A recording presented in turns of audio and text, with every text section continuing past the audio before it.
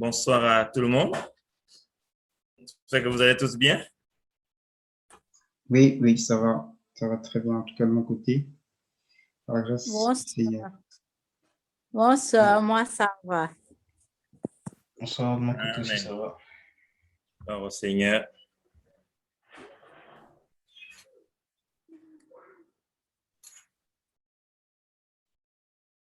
OK. Donc, en fait, désolé encore un peu du retard parce qu'on avait des temps de partage et d'agape avec les frères là. C'était un peu loin de chez nous, donc on vient juste de rentrer et on bénit le Seigneur de nous regarder et qu'on puisse encore ce soir partager avec vous sur le thème qui nous a été proposé, à savoir, ce thème c'était quoi? On parlait de la vision, en fait, quelle vision avoir face aux événements actuels. Et on parlera surtout de la vision par rapport à la famille, le foyer, les enfants et nos projets. En fait, c'est quelle vision avoir, comment se comporter, comment est-ce qu'on doit agir en ces temps que nous traversons, comment est-ce qu'on doit, en tant que chrétien, réellement se préparer et se comporter. Parce qu'à chaque temps correspond un message bien précis. Et nous sommes dans un nouveau temps. Et il est important qu'on sache également comment est-ce que nous, en tant qu'enfants d'Élohim, on doit pouvoir se comporter. Donc, je voudrais encore nous inviter à prier avant de continuer. Seigneur, nous voulons te bénir encore pour ce temps. Nous voulons te célébrer, t'adorer, t'élever, parce que tu es tout pour nous, Seigneur. Tu es notre appui, notre refuge, tu es notre Elohim, Papa. Et nous ne sommes rien sans toi. Seigneur, sois béni encore ce soir pour ce temps de partage entre frères et sœurs. Nous croyons que tu nous rassembles, Seigneur, pour ta gloire, pour nous bâtir, pour nous édifier, Seigneur, pour nous construire, pour nous emmener réellement, Père, être enracinés profondément en toi, Seigneur. Seigneur, que ta parole ce soir nous éclaire, chacun pour sa part, et qu'elle nous éduque, qu'elle nous équipe, Seigneur, pour ton royaume. Bénis mes frères, bénis mes sœurs ce soir qui sont connectés, Seigneur, ceux qui vont écouter plus tard. Seigneur, cette parole nous équipe et qu'elle nous prépare à ton retour. Parce que tous les signes nous montrent que tu es en train de revenir, Seigneur. Et nous voulons nous préparer pour ne pas être largués, pour ne pas passer à côté, pour ne pas rater l'événement le plus important de notre marche, c'est-à-dire ton retour, ton avènement, Seigneur. Sois béni encore ce soir, Père. Merci, Seigneur, au nom puissant de Jésus, nous avons prié. Amen. OK. Donc, lorsque j'étais en train de penser à ce thème-là durant la semaine, le Seigneur m'a fait en fait revenir sur le nom, si vous voulez, de cette plateforme-là en fait. Et j'ai réalisé effectivement que le Seigneur nous précède, hein, que le Seigneur vraiment nous précède. Il y a des choses que nous ne comprenons pas quand il nous demande de le faire, mais il nous précède. La plateforme s'intitule pour 2021 « Changeons avec Mashiach ». Pour 2021, « Changeons avec Mashiach ». Et le but de ces sessions, c'est notre édification. Changeons avec Mashiach. Je me suis dit, waouh, Seigneur, effectivement, tu nous connais, Seigneur, tu sais ce qui arrive et ce qui viendra.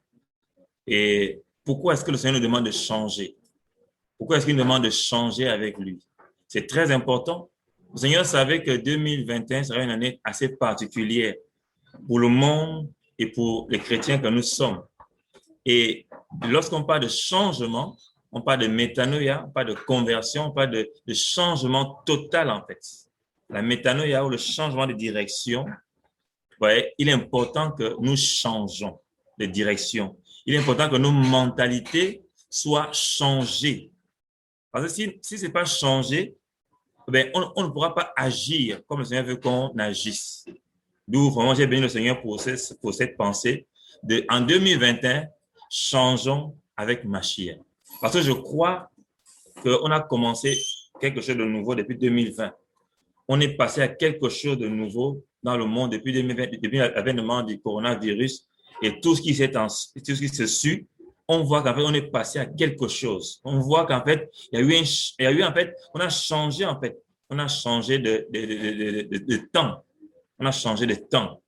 Et il est important qu'en tant que chrétien, on sache quel est maintenant le message et l'attitude que nous devons également adopter. D'où l'important de changer.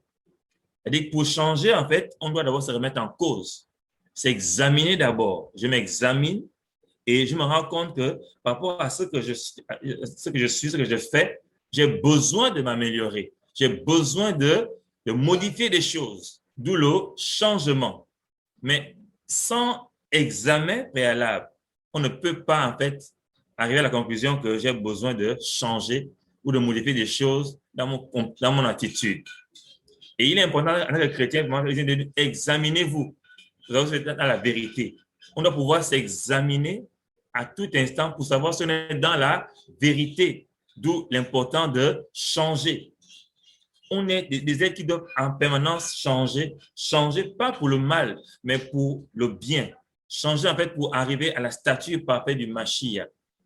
Donc un chrétien qui ne pense pas changement, qui ne pense pas à amélioration, est déjà en danger.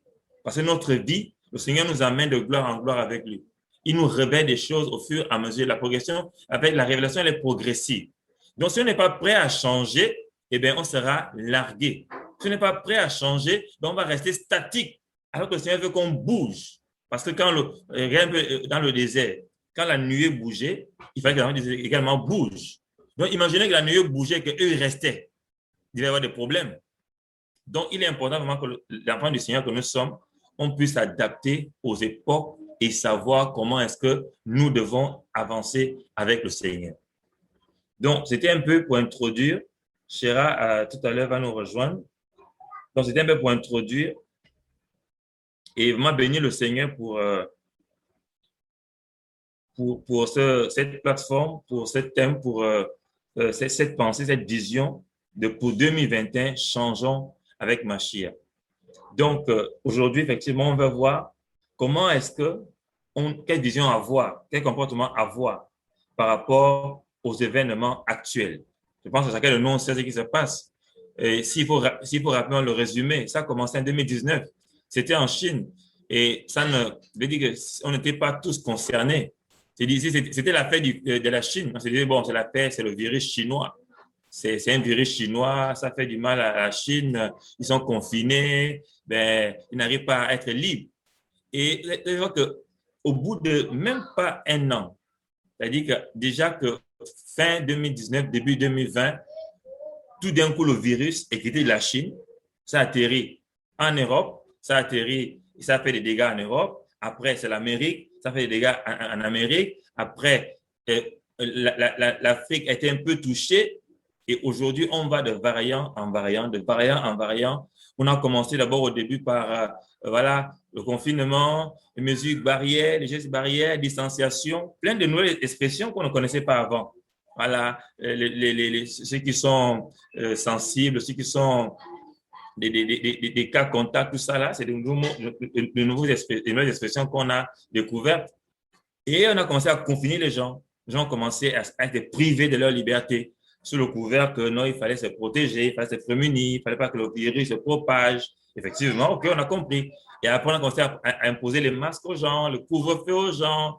Et entre-temps, il y avait une idée de vaccin qui se préparait à l'horizon. On n'était pas sûr parce qu'il fallait beaucoup de temps pour que le vaccin puisse être effectivement expérimenté et pouvoir être administré aux gens.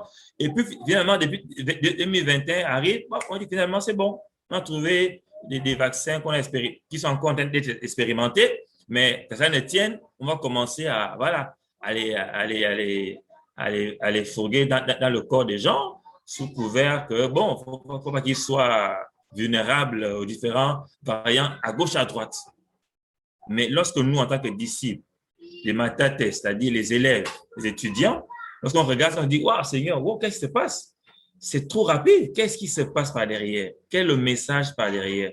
Il est important, chacun de nous, on a au plus du Seigneur, quel est le message qu'on doit comprendre par rapport à ce qui se passe? Par rapport aux événements actuels du monde, par rapport à cette pression qui se passe dans le monde, quel est le message que toi, en tant que père, tu veux que nous puissions comprendre? Nous puissions comprendre et comment nous, en tant qu'enfants d'Élohim, on doit pouvoir se comporter. Et la parole dit, armez-vous de la pensée de souffrir. Le chrétien, le disciple doit s'armer de la pensée de souffrir. Mais aujourd'hui, bien aimé, il y a beaucoup de chrétiens qui, la pensée de souffrir, on ne l'a plus. On n'aime plus souffrir. On ne veut plus souffrir. Parce que pour beaucoup, la souffrance, c'est un signe qu'on n'est pas agréé du Seigneur. La Bible est claire, dit, armez-vous de la pensée de souffrir. C'est-à-dire qu'en fait, en tant que disciple, on doit être prêt à souffrir. Parce que notre maître a souffert. Donc, nous aussi, en tant que disciples, on est appelé à souffrir. Le Seigneur dit de nous armer de la pensée de souffrir. Et lorsque le chrétien refuse la souffrance, bien, il va rentrer dans les compromissions. Il va rentrer dans les raisonnements. Il va rentrer dans des choses qui ne plaisent pas au Seigneur. Parce que quoi? Il refuse de souffrir. La vie chrétienne normale est une vie de souffrance. Lorsque on se sanctifie et qu'on voit des hommes et des femmes qui, de façon délibérée, effectivement, foulent aux pieds la grâce du Seigneur, c'est une souffrance pour nous, en tant qu'enfants d'Élohim. Lorsqu'on se sanctifie et qu'on prêche l'évangile aux gens et que les gens refusent cet évangile, c'est une souffrance pour nous. Lorsqu'on voit des hommes et des femmes aller en enfer chaque jour, mourir parce qu'ils n'ont pas reçu le Seigneur, c'est une souffrance pour nous. Lorsque le message qu'on prêche est persécuté, lorsque les gens sont contre nous, nous traitent de fanatiques, d'extrémistes, c'est une souffrance pour nous. Lorsque même on ne peut même pas, je veux dire, lorsqu'on ne peut même pas être libre de vivre notre évangile, c'est une souffrance pour nous. Donc, la vie chrétienne, normale, est une vie de souffrance. Et le chrétien doit pouvoir être armé de pouvoir souffrir. Parce que si on refuse la souffrance, comme cette religion qui dit arrêter de souffrir, on ne peut pas arrêter de souffrir parce que quand on a la pensée du Seigneur, rien que le fait de voir comment le mal augmente, on ne peut que souffrir. On ne peut pas arrêter de souffrir parce qu'en tant que chrétien, malheureusement, le mal nous fait souffrir. Le refus de Yahushua nous fait souffrir. Le refus de la parole nous fait souffrir. Le refus de l'évangile nous fait souffrir. Lorsque les gens vont en enfer sans le Seigneur, ça nous fait souffrir. Lorsque nos familles meurent sans le Seigneur, ça nous fait souffrir. Donc la souffrance est un élément, je veux dire quoi? Je veux dire essentiel, je veux dire présent dans la vie des enfants d'Élohim. Donc, pour revenir à notre thème de ce soir, donc, je voudrais qu'on prenne Daniel, le chapitre 1. Daniel, chapitre 1. Elle dit, quelle vision, comment se comporter en ces temps par rapport à ce que nous voyons, comment se comporter, comment agir. Daniel, chapitre 1. On va lire à partir du verset 8. Bien, on va commencer au verset 1 pour bien voir, pour bien comprendre le contexte, c'est vraiment important. Donc, Daniel, chapitre 1, on va commencer à partir du verset 1. Donc, on dit, Yehuda livré à la captivité babylonienne. On dit que la 3e année du règne de Joachim, roi de Juda, Nebuchadnezzar, roi de Babel, vint à Jérusalem et l'assiégea. Adonai livra entre ses mains Joachim, roi de Juda, et une partie des vases de la maison d'Élohim. Il les fit venir en terre de Shinéa, dans la maison de son Élohim. Il les mit dans la maison du trésor de son Élohim. Le roi dit à Ashpenaz, chef de ses eunuques, de faire venir quelques-uns des fils d'Israël, de la postérité royale et des principaux seigneurs, des enfants en qui il n'y avait aucun défaut physique, beaux de figure, ayant de la perspicacité en toute sagesse, du savoir, de la connaissance, du discernement, plein d'intelligence, qui avaient aussi en eux la force de se tenir debout dans le palais du roi à qui l'on enseignerait les lettres et la langue des Chaldéens. Le roi assigna parole du jour en son jour des mets délicats du roi et du vin de ses festins afin de les faire croître. Ainsi, pendant 3 ans, au bout desquels il se tiendrait debout en face du roi, en face au roi. Il y avait parmi eux, d'entre les fils de Yehuda, Daniel, Shanaïa, Mikaïa et Azaria. Le chef des eunuques leur imposa des noms.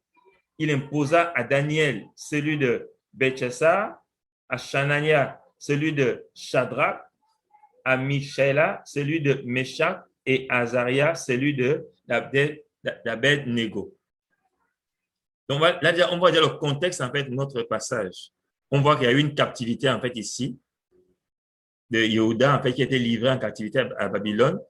Et on voit ce que le roi décide. Le roi en fait veut avoir à son service des enfants en fait, des enfants.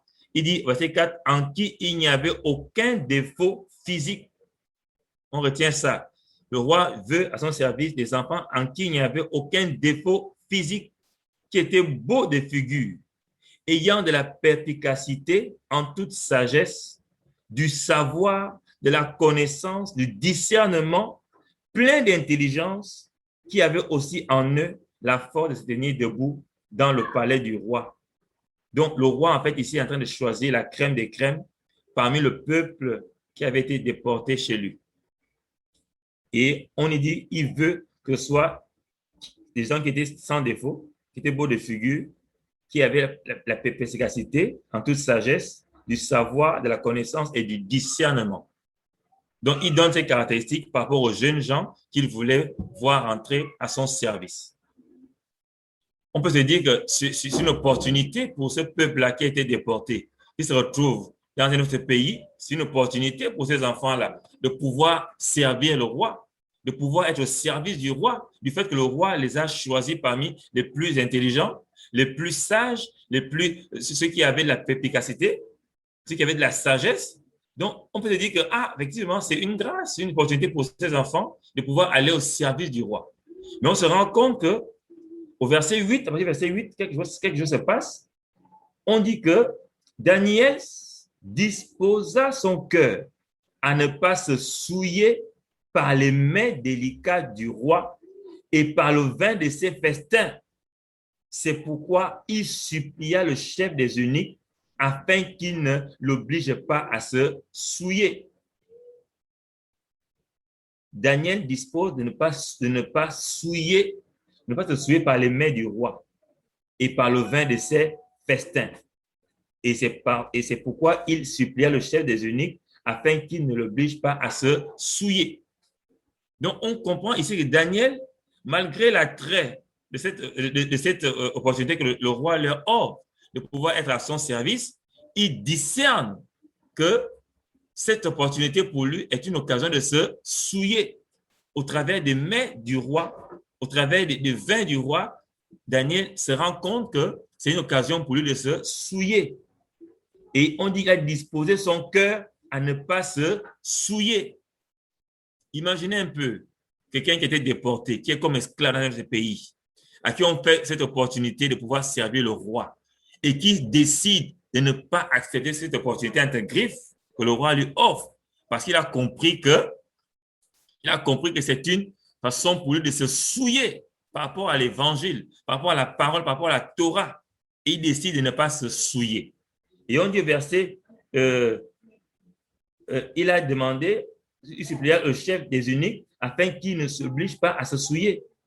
Et Elohim, verset 9, accorda à Daniel bonté et compassion devant le chef des eunuques. Le chef des eunuques dit à Daniel, je crains le roi mon Seigneur, qui a dénombré votre viande et vos festins, car pourquoi verrait-il vos visages plus tristes que ceux des enfants de votre âge? Vous exposeriez alors ma tête auprès du roi.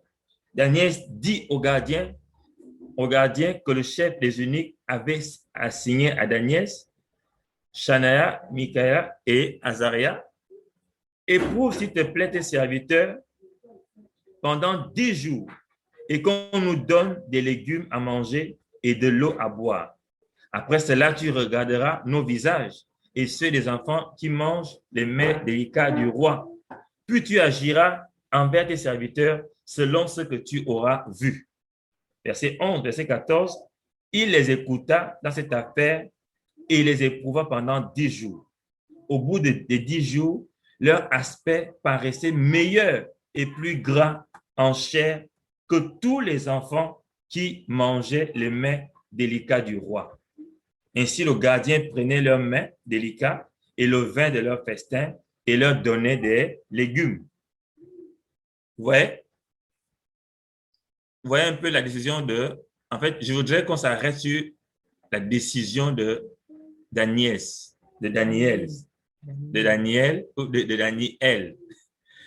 qu'on voit, en fait, qu'on voit comment est-ce qu'il se comporte dans un temps difficile, dans un temps compliqué, dans un temps, en fait, où je dis que sa vie était en danger.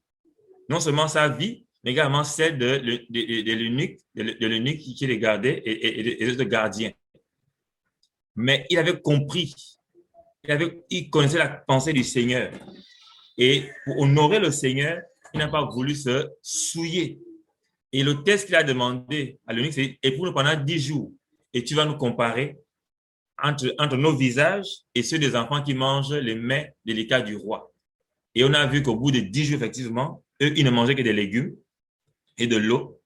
Et les autres enfants mangeaient les mets du roi. Mais au bout de 10 jours, on a vu que leur apparence était nettement supérieure à l'apparence des autres enfants qui mangeaient les mets du roi.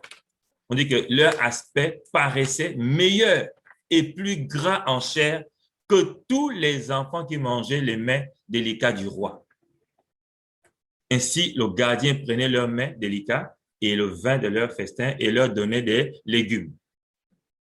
Donc, le Seigneur ici a été favorable à leur décision, à leur position, de prendre position pour la vérité et ne pas se souiller malgré la pression, malgré l'oppression, malgré la situation qui était là devant eux. Et je me suis dit, mais comment est-ce que ces enfants-là sont arrivés à avoir cette position? Comment est-ce qu'ils sont arrivés à comprendre que, bien qu'étant déportés, nous, on ne peut pas se permettre de nous souiller par ces choses, par ces mets, par ces vins. Et j'ai compris que tout était ancré dans l'éducation, dans l'enseignement qu'ils avaient reçu quand ils étaient quand ils étaient encore chez eux. Ils avaient été instruits par leurs parents. Et malgré le fait qu'ils étaient déportés à Babylone, ils ont compris qu'ils ne pouvaient pas se souiller. Donc, d'où l'importance pour nous, chrétiens, d'instruire, d'éduquer, de former nos enfants à la lumière de la parole. Pour que lorsqu'ils vont grandir, lorsqu'ils vont être confrontés aux temps compliqués, aux choses difficiles, ils puissent prendre position pour la vérité, pour la parole qu'ils ont reçue, qui a été sémée en eux, en fait. Et c'est pour la Bible que instruire l'enfant à l'entrée de sa voix. Instruire l'enfant à l'entrée. C'est-à-dire, dès que l'enfant est conçu, instruis-le. Et quand il sera grand, il ne va pas s'en détourner.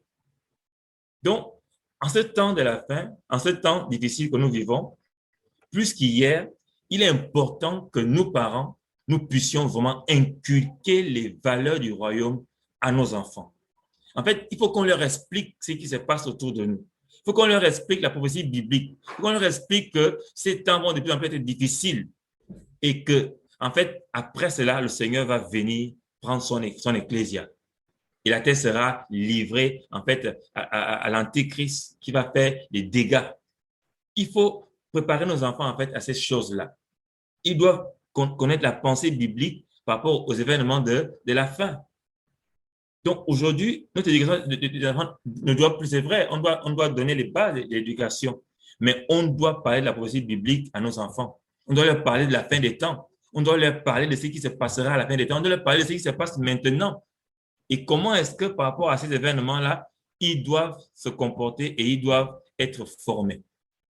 Parce qu'ils ne savent pas que les temps qui arrivent seront plus difficiles que maintenant, eh bien, ils vont penser qu'ils sont dans un monde où tout va bien, alors que ce n'est pas le cas.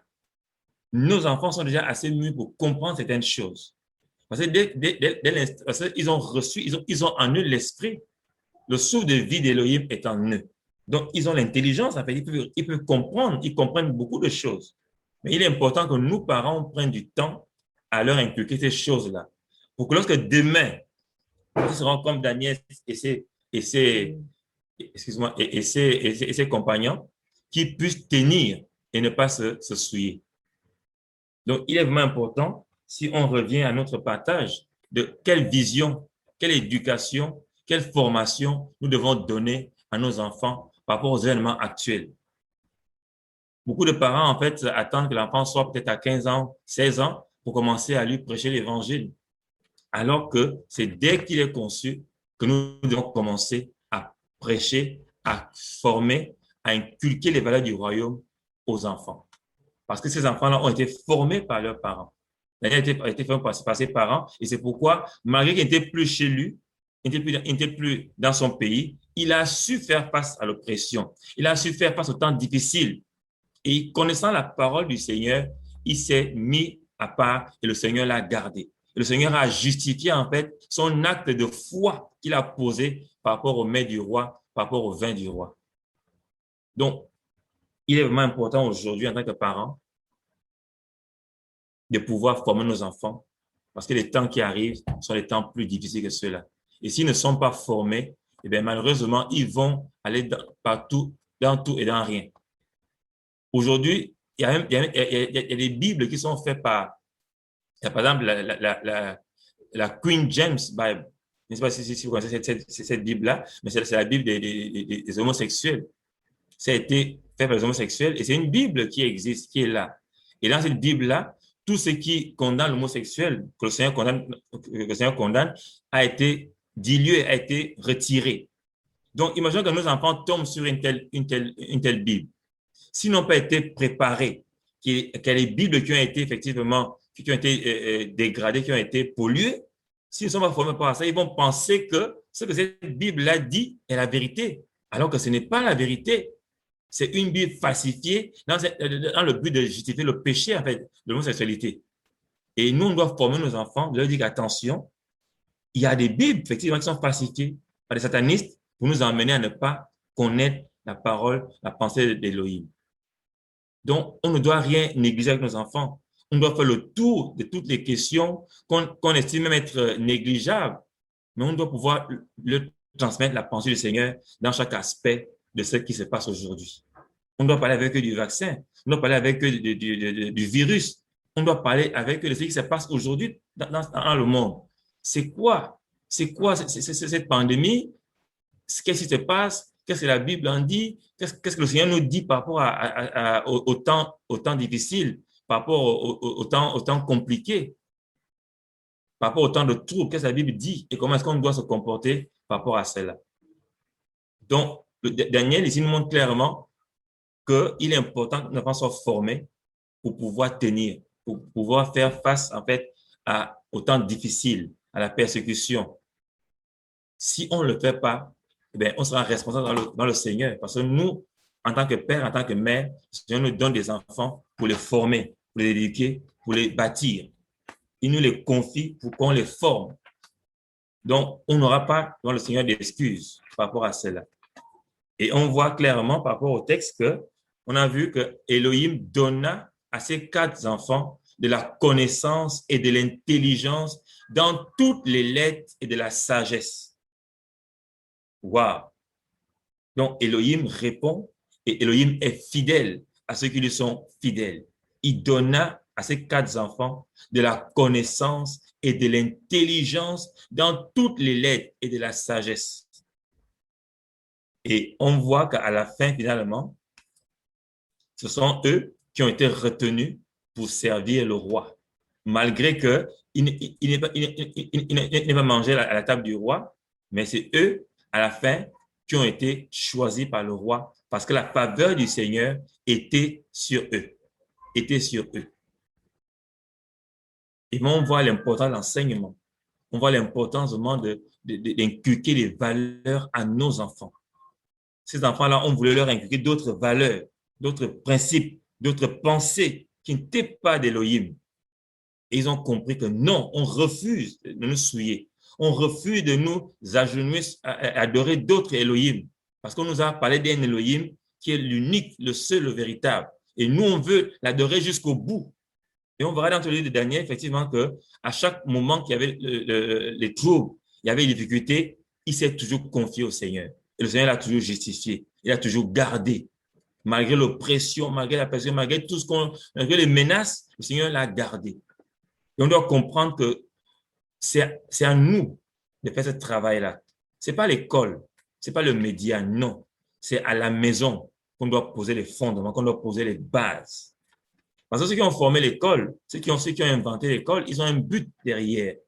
Et nous, en tant que chrétiens, on doit pouvoir comprendre ce but et faire en sorte que la pensée du Seigneur pour nos enfants soit prédominante. Parce que si on n'a pas cette pensée-là, on va les livrer parce qu'on suit la mode. Mais en le faisant, malheureusement, on livre nos enfants en fait à une pensée qui n'est pas pure. Qui n'est pas pure. La pensée de l'éducation chrétienne doit pouvoir nous animer, nous habiter, comprendre que nous demande d'apporter nos enfants des beaux pâturages, des bons pâturages, de les sortir de l'ignorance, du péché, de la mort, des ténèbres, et de les amener où il y a des verts pâturages. Et c'est notre rôle en tant que parents. Si on n'a pas encore vu des choses qu'on enseigne aux enfants, être pratiquées, être vécues, on ne doit pas se décourager, on ne doit pas abandonner. Tant que tout ce qu'on sème dans nos enfants n'est pas encore réel, n'est pas encore concret dans leur entendement, nous ne devons pas abandonner. Nous devons aller jusqu'au bout. Aller jusqu'au bout. Donc aujourd'hui, quand même nos enfants vont aller à l'école, comment est-ce qu'on les oriente? Est-ce que c'est pour juste avoir un diplôme, pour travailler, ou est-ce que c'est pour réellement servir le prochain? Parce que c'est très important de savoir pourquoi j'envoie mes enfants à l'école. Beaucoup de parents envoient les enfants à l'école pour réaliser leurs rêves. Au travers de mon enfant, je veux enfin devenir médecin. Je veux enfin un médecin dans ma famille. Parce que moi, je voulais être médecin, mais je n'ai pas pu. Donc, mon enfant va réaliser mon rêve. Non. Ton enfant n'est pas là pour élever ton rêve. Le Seigneur te le donne pour que tu puisses le bâtir pour sa gloire, pour qu'il soit à son service. Donc, aujourd'hui, puisqu'hier, je le répète, nos enfants doivent être formés concrètement par rapport au temps de la fin. Je prends un exemple concret. Il y a des métiers, il y a des gens ont dit il y a des sous-métiers et des grands métiers, alors qu'il n'y a pas de sous-métier. Mon enfant a envie de faire pâtisserie. À mes yeux, ça paraît être un petit métier, un sous-métier. Mais pourquoi c'est un sous-métier? Parce que c'est par rapport à mon standard, c'est par rapport à ce que j'ai reçu comme éducation. J'estime que pâtissier, menuisier, cuisinier, ce n'est pas des métiers. Parce que j'ai été mal formé par rapport à ça. Donc, si mon enfant veut être pâtissier, par exemple, je dois comprendre pourquoi il veut être pâtissier et l'accompagner dans ce qu'il veut faire, afin que dans ce qu'il veut faire, il puisse pleinement s'épanouir et servir le Seigneur. Parce que beaucoup d'enfants aujourd'hui ont eu le doctorat, mais malheureusement, ce n'était pas ce qu'ils voulaient faire. C'était la pensée de leurs parents. Ils ont poussé, et à la fin, ils ont un doctorat qui ne leur sert pratiquement à rien. Parce que ce n'est pas ce qu'ils voulaient faire. Ils ont dû faire ce que les parents voulaient qu'ils fassent. Et à la fin, ils ne sont pas épanouis. Et à la fin, ils ne sont pas tranchants dans ce qu'ils font. Donc, est-ce qu'aujourd'hui, on doit encore envoyer les enfants à l'école juste pour les envoyer à l'école? Ou bien est-ce qu'on les envoie à l'école dans un but de servir le Seigneur, de servir le prochain? Et on peut servir le prochain à tous les niveaux. Partout où nous sommes, on peut servir le prochain, on peut servir le Seigneur. On ne doit pas catégoriser les métiers pour dire ça, c'est les grands métiers, c'est le plus grand métier, parce que tous les métiers sont importants pour la vie en société. Donc aujourd'hui, lorsque je vais éduquer mon enfant, il ne faut pas que cela soit abstrait. Ça doit être concret par rapport à ma situation aujourd'hui. Mon enfant va avoir un doctorat, va avoir tout ce que vous voulez, mais si il dépend, si son travail dépend, par exemple, de l'environnement économique de nos pays, je suis en train de le livrer, en fait, à signer des pactes, des alliances qui ne sont pas de la part du Seigneur. Moi, il dit, si je veux travailler, eh bien, il faut faire ci, il faut faire cela. Et automatiquement, il est bloqué parce que, c'est son travail. Il ne peut rien faire d'autre à moins de pactiser ou de faire allégeance à quelques divinités. Donc, quand j'envoie mon enfant à l'école, est-ce que je lui fais comprendre que ce n'est pas d'abord pour l'argent, ce n'est pas d'abord pour le prestige, ce n'est pas d'abord pour les honneurs, c'est vraiment d'abord pour servir le Seigneur, honorer le Seigneur et servir après le prochain. Parce que si mon enfant n'a pas cet arrière-plan-là, de pouvoir servir le prochain, de pouvoir servir le Seigneur dans ce qu'il fait, il va faire des études par comparaison, par concurrence, par mauvaise motivation. Et à la fin, malheureusement, lorsque les gens lui diront que par rapport à ton travail là, eh bien, si tu n'as pas de parrain, si tu n'as pas des accès à tel niveau, tu ne pourras pas travailler. Et malheureusement, mon enfant sera exposé parce que moi, depuis le départ, je ne lui ai pas donné l'importance ou le rôle, le but pour lequel il va à l'école, pour lequel, en fait, il apprend. Donc, on doit revoir aujourd'hui notre conception de l'école, l'éducation de nos enfants. On doit bien la revoir. Sinon, malheureusement, on ne pourra pas nous adapter au temps présent. On ne pourra pas tenir, en fait. Parce que si on reste encore dans la conception des grands métiers, des grandes études, juste pour montrer que oui, moi aussi, je suis intelligent, non. Ce n'est pas l'école qui rend intelligent, hein. On voit clairement qu'Élohim donnait ici à ces 4 enfants de la connaissance et de l'intelligence dans toutes les lettres et de la sagesse. Donc, c'est Élohim qui donne la sagesse, qui donne l'intelligence. Ce n'est pas les études. L'intelligence vient d'Élohim. C'est pas, on aura beau apprendre, et on le voit, quelqu'un est professeur, mais il est mal poli, il n'est pas intelligent, il n'est pas sage. Et pourtant, il est professeur, il est agrégé, mais il n'hésite pas, par exemple, à faire des MST, on appelle les moyens socialement transmissibles. Il n'hésite pas à demander d'échanger ses notes à une jeune dame, voilà, pour peu qu'elle accepte d'aller avec lui. Et pourtant, il est intelligent aux yeux du monde, il est professeur. Mais voilà à quel niveau il se rabaisse. Il se rabaisse, en fait. Quelqu'un est docteur, mais facilement, il fait avorter des femmes. Mais il n'est pas sage, il n'est pas intelligent. Parce qu'il tue, et pourtant il est docteur, mais il n'hésite pas à tuer. Donc, on comprend bien que ce n'est pas l'école qui rend intelligent, ce n'est pas l'école qui rend sage. On va à l'école, beaucoup, c'est pour avoir des notes, c'est pour avoir une connaissance, mais une connaissance qui te sert à quoi? Si pratiquement, elle ne t'amène pas à servir le Seigneur, à servir le prochain, elle ne te sert à rien du tout. Donc, par rapport à nos enfants aujourd'hui, on doit changer la façon de les éduquer, la façon de leur montrer l'école. L'école n'est pas la source de sagesse et la source de connaissance. C'est Elohim qui donne l'intelligence, qui donne la sagesse. Et notre enfant doit être éduqué dans toute la sagesse d'Elohim, dans toute la science qui se trouve dans les Écritures. Sinon, on va l'envoyer à Babylone, se faire former là-bas comme ces autres jeunes gens-là qui ont mangé à la table du roi, qui ont bu de son vin et qui, à la fin, malheureusement, ils ont été souillés. Ils ont été pollués. Ils ont reçu une autre formation qui n'était pas pour eux. Et à la fin, ils sont morts. Je dis ça comme ça, physiquement, ils étaient vivants, mais spirituellement, ils n'étaient plus là. Parce que, voilà, ce n'était pas ça. Mais ces 4 jeunes qui ont accepté d'obéir à la parole du Seigneur, de ne pas se souiller, le Seigneur leur a donné l'intelligence et de la sagesse dans toutes les lettres. Et il faut qu'on comprenne ça, que l'Élohim donne l'intelligence. Donc, quand j'envoie mes enfants à l'école, ce n'est pas pour qu'ils soient intelligents. Non, parce que l'intelligence et la connaissance viennent d'Élohim. J'envoie mon enfant à l'école pour qu'il apprenne des choses, c'est vrai. Et surtout pour que, parce qu'il va apprendre là, il puisse servir le prochain, il puisse servir Élohim à tous les niveaux, même si ce n'est pas au bureau, parce que malheureusement en Afrique, beaucoup Leur but, c'est, je vais aller à l'école, avoir mon bac, aller à l'université, et puis après, voilà, je rentre dans l'administration, et puis je suis chef, j'ai de l'argent. Non. Si nos enfants sont éduqués dans cette façon de voir les choses, malheureusement, ils ne sont pas différents des autres enfants. Nous devons marquer la différence avec nos enfants. On doit voir que ça, c'est l'enfant d'un chrétien, ça, c'est l'enfant d'un païen. Lorsqu'ils sont en classe, on doit pouvoir les dissocier.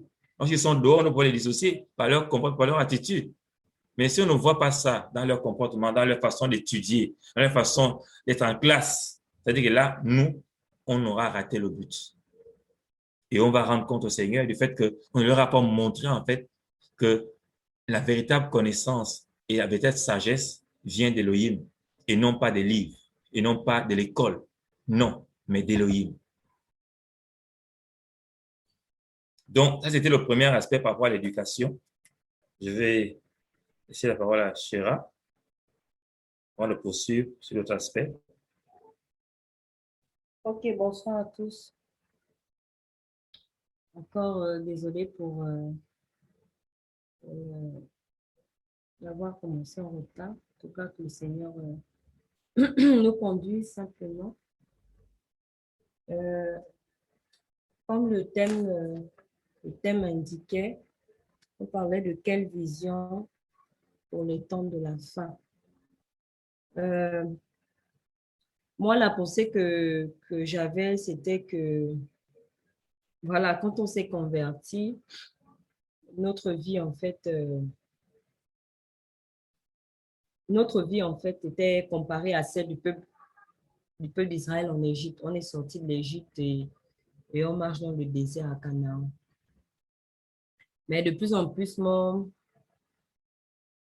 le Seigneur me donne de comprendre aussi que le temps dans lequel nous sommes là, c'est le temps de la sortie aussi de Babylone.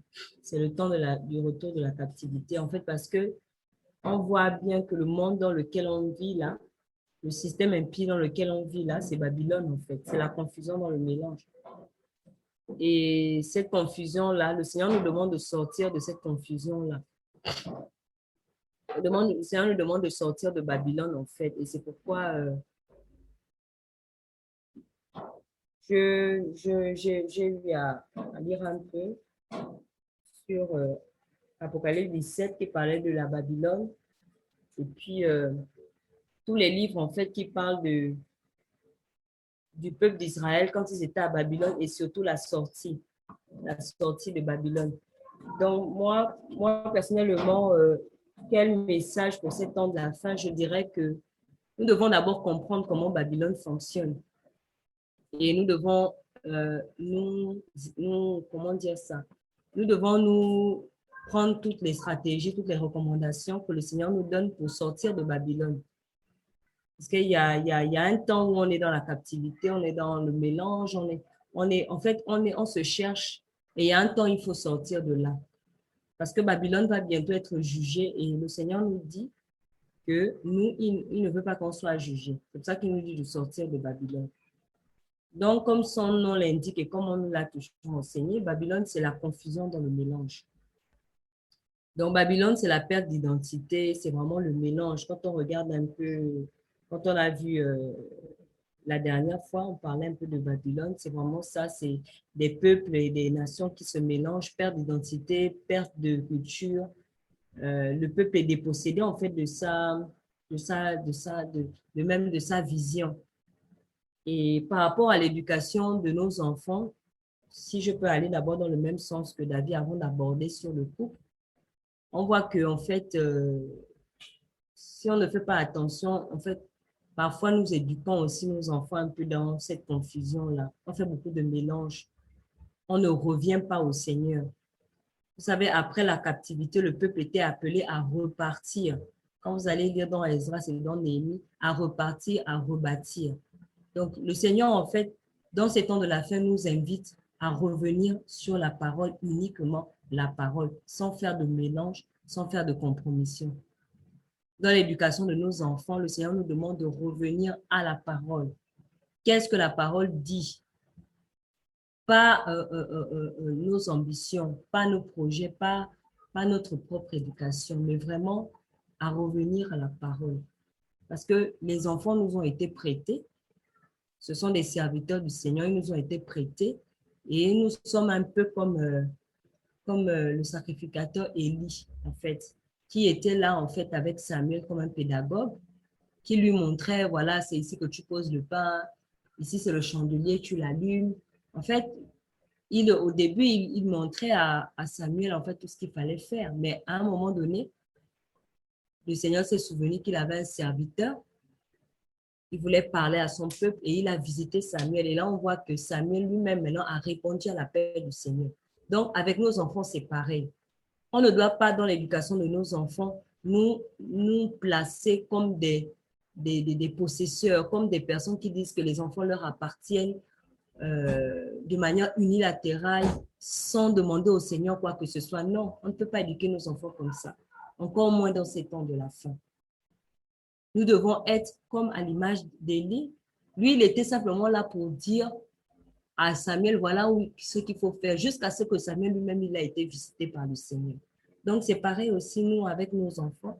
On leur montre, vous avez été créés par Elohim, vous êtes créés pour adorer Elohim. Voilà comment il faut se comporter en tant qu'enfant d'Elohim. Et les enfants, quand le Seigneur les visitera, ben, eux-mêmes, ils vont répondre à l'appel. Et ils vont répondre à l'appel par rapport à ce que le Seigneur a prévu comme projet pour eux, pas par rapport à ce que nous, on veut voir comme projet dans leur vie.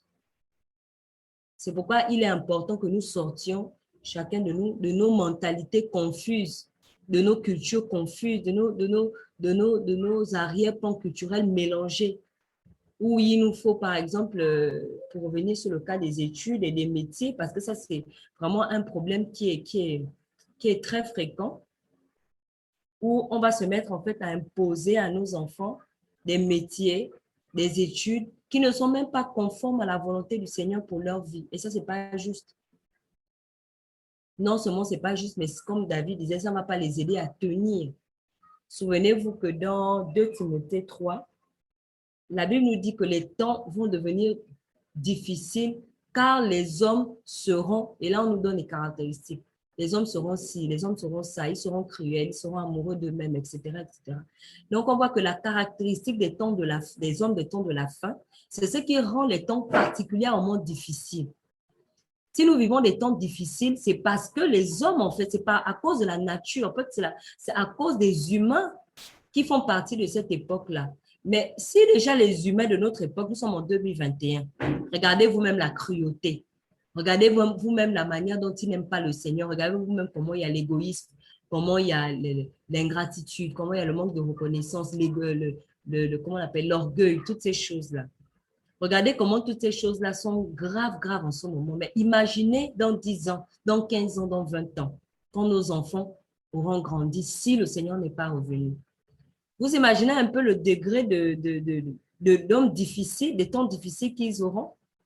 Parce que plus les hommes sont portés vers le mal, plus la structure des pensées de l'homme est tournée vers le mal. C'est ce qui rend les temps difficiles. On va prendre le passage là. On va lire 2 Timothée chapitre 3. 2 Timothée chapitre 3, on va lire à partir du verset 1. Mais sache aussi ceci, que dans les derniers jours surviendront des temps difficiles à supporter, car les gens seront amoureux d'eux-mêmes, aimant l'argent, fanfarons, orgueilleux, blasphémateurs, rebelles à leurs parents, ingrats, sans religion, sans affection naturelle, sans loyauté, calomniateurs, sans autocontrôle, cruels, opposés à la bonté et aux hommes bons, traîtres, téméraires, enflés d'orgueil, amis de volupté plutôt qu'amis d'Élohim, ayant l'apparence de la piété, mais en ayant renié la puissance. Éloigne-toi de tels gens. Voilà un peu comment on nous décrit les hommes, en fait, qui vont constituer la génération de la fin des temps. Et on nous dit, en fait, que dans les derniers jours, il surviendra des temps difficiles à supporter. Difficiles à supporter. Car, et on nous dit pourquoi, en fait, les temps difficiles à supporter ne sont que la conséquence. En fait, le paragraphe commence par la conséquence et ensuite on nous montre la cause. Car les gens seront amoureux d'eux-mêmes, Amoureux d'eux-mêmes, c'est, quand tu regardes la définition, amoureux d'eux-mêmes, c'est porter sur leur propre intérêt, qui font une fixation sur eux-mêmes. C'est d'abord leurs propres intérêts. On parle de l'amour de l'argent, on parle de l'orgueil, on parle des blasphèmes, on parle de la rébellion, on parle de l'ingratitude, on parle d'absence d'affection naturelle, on parle d'absence de loyauté, la calomnie.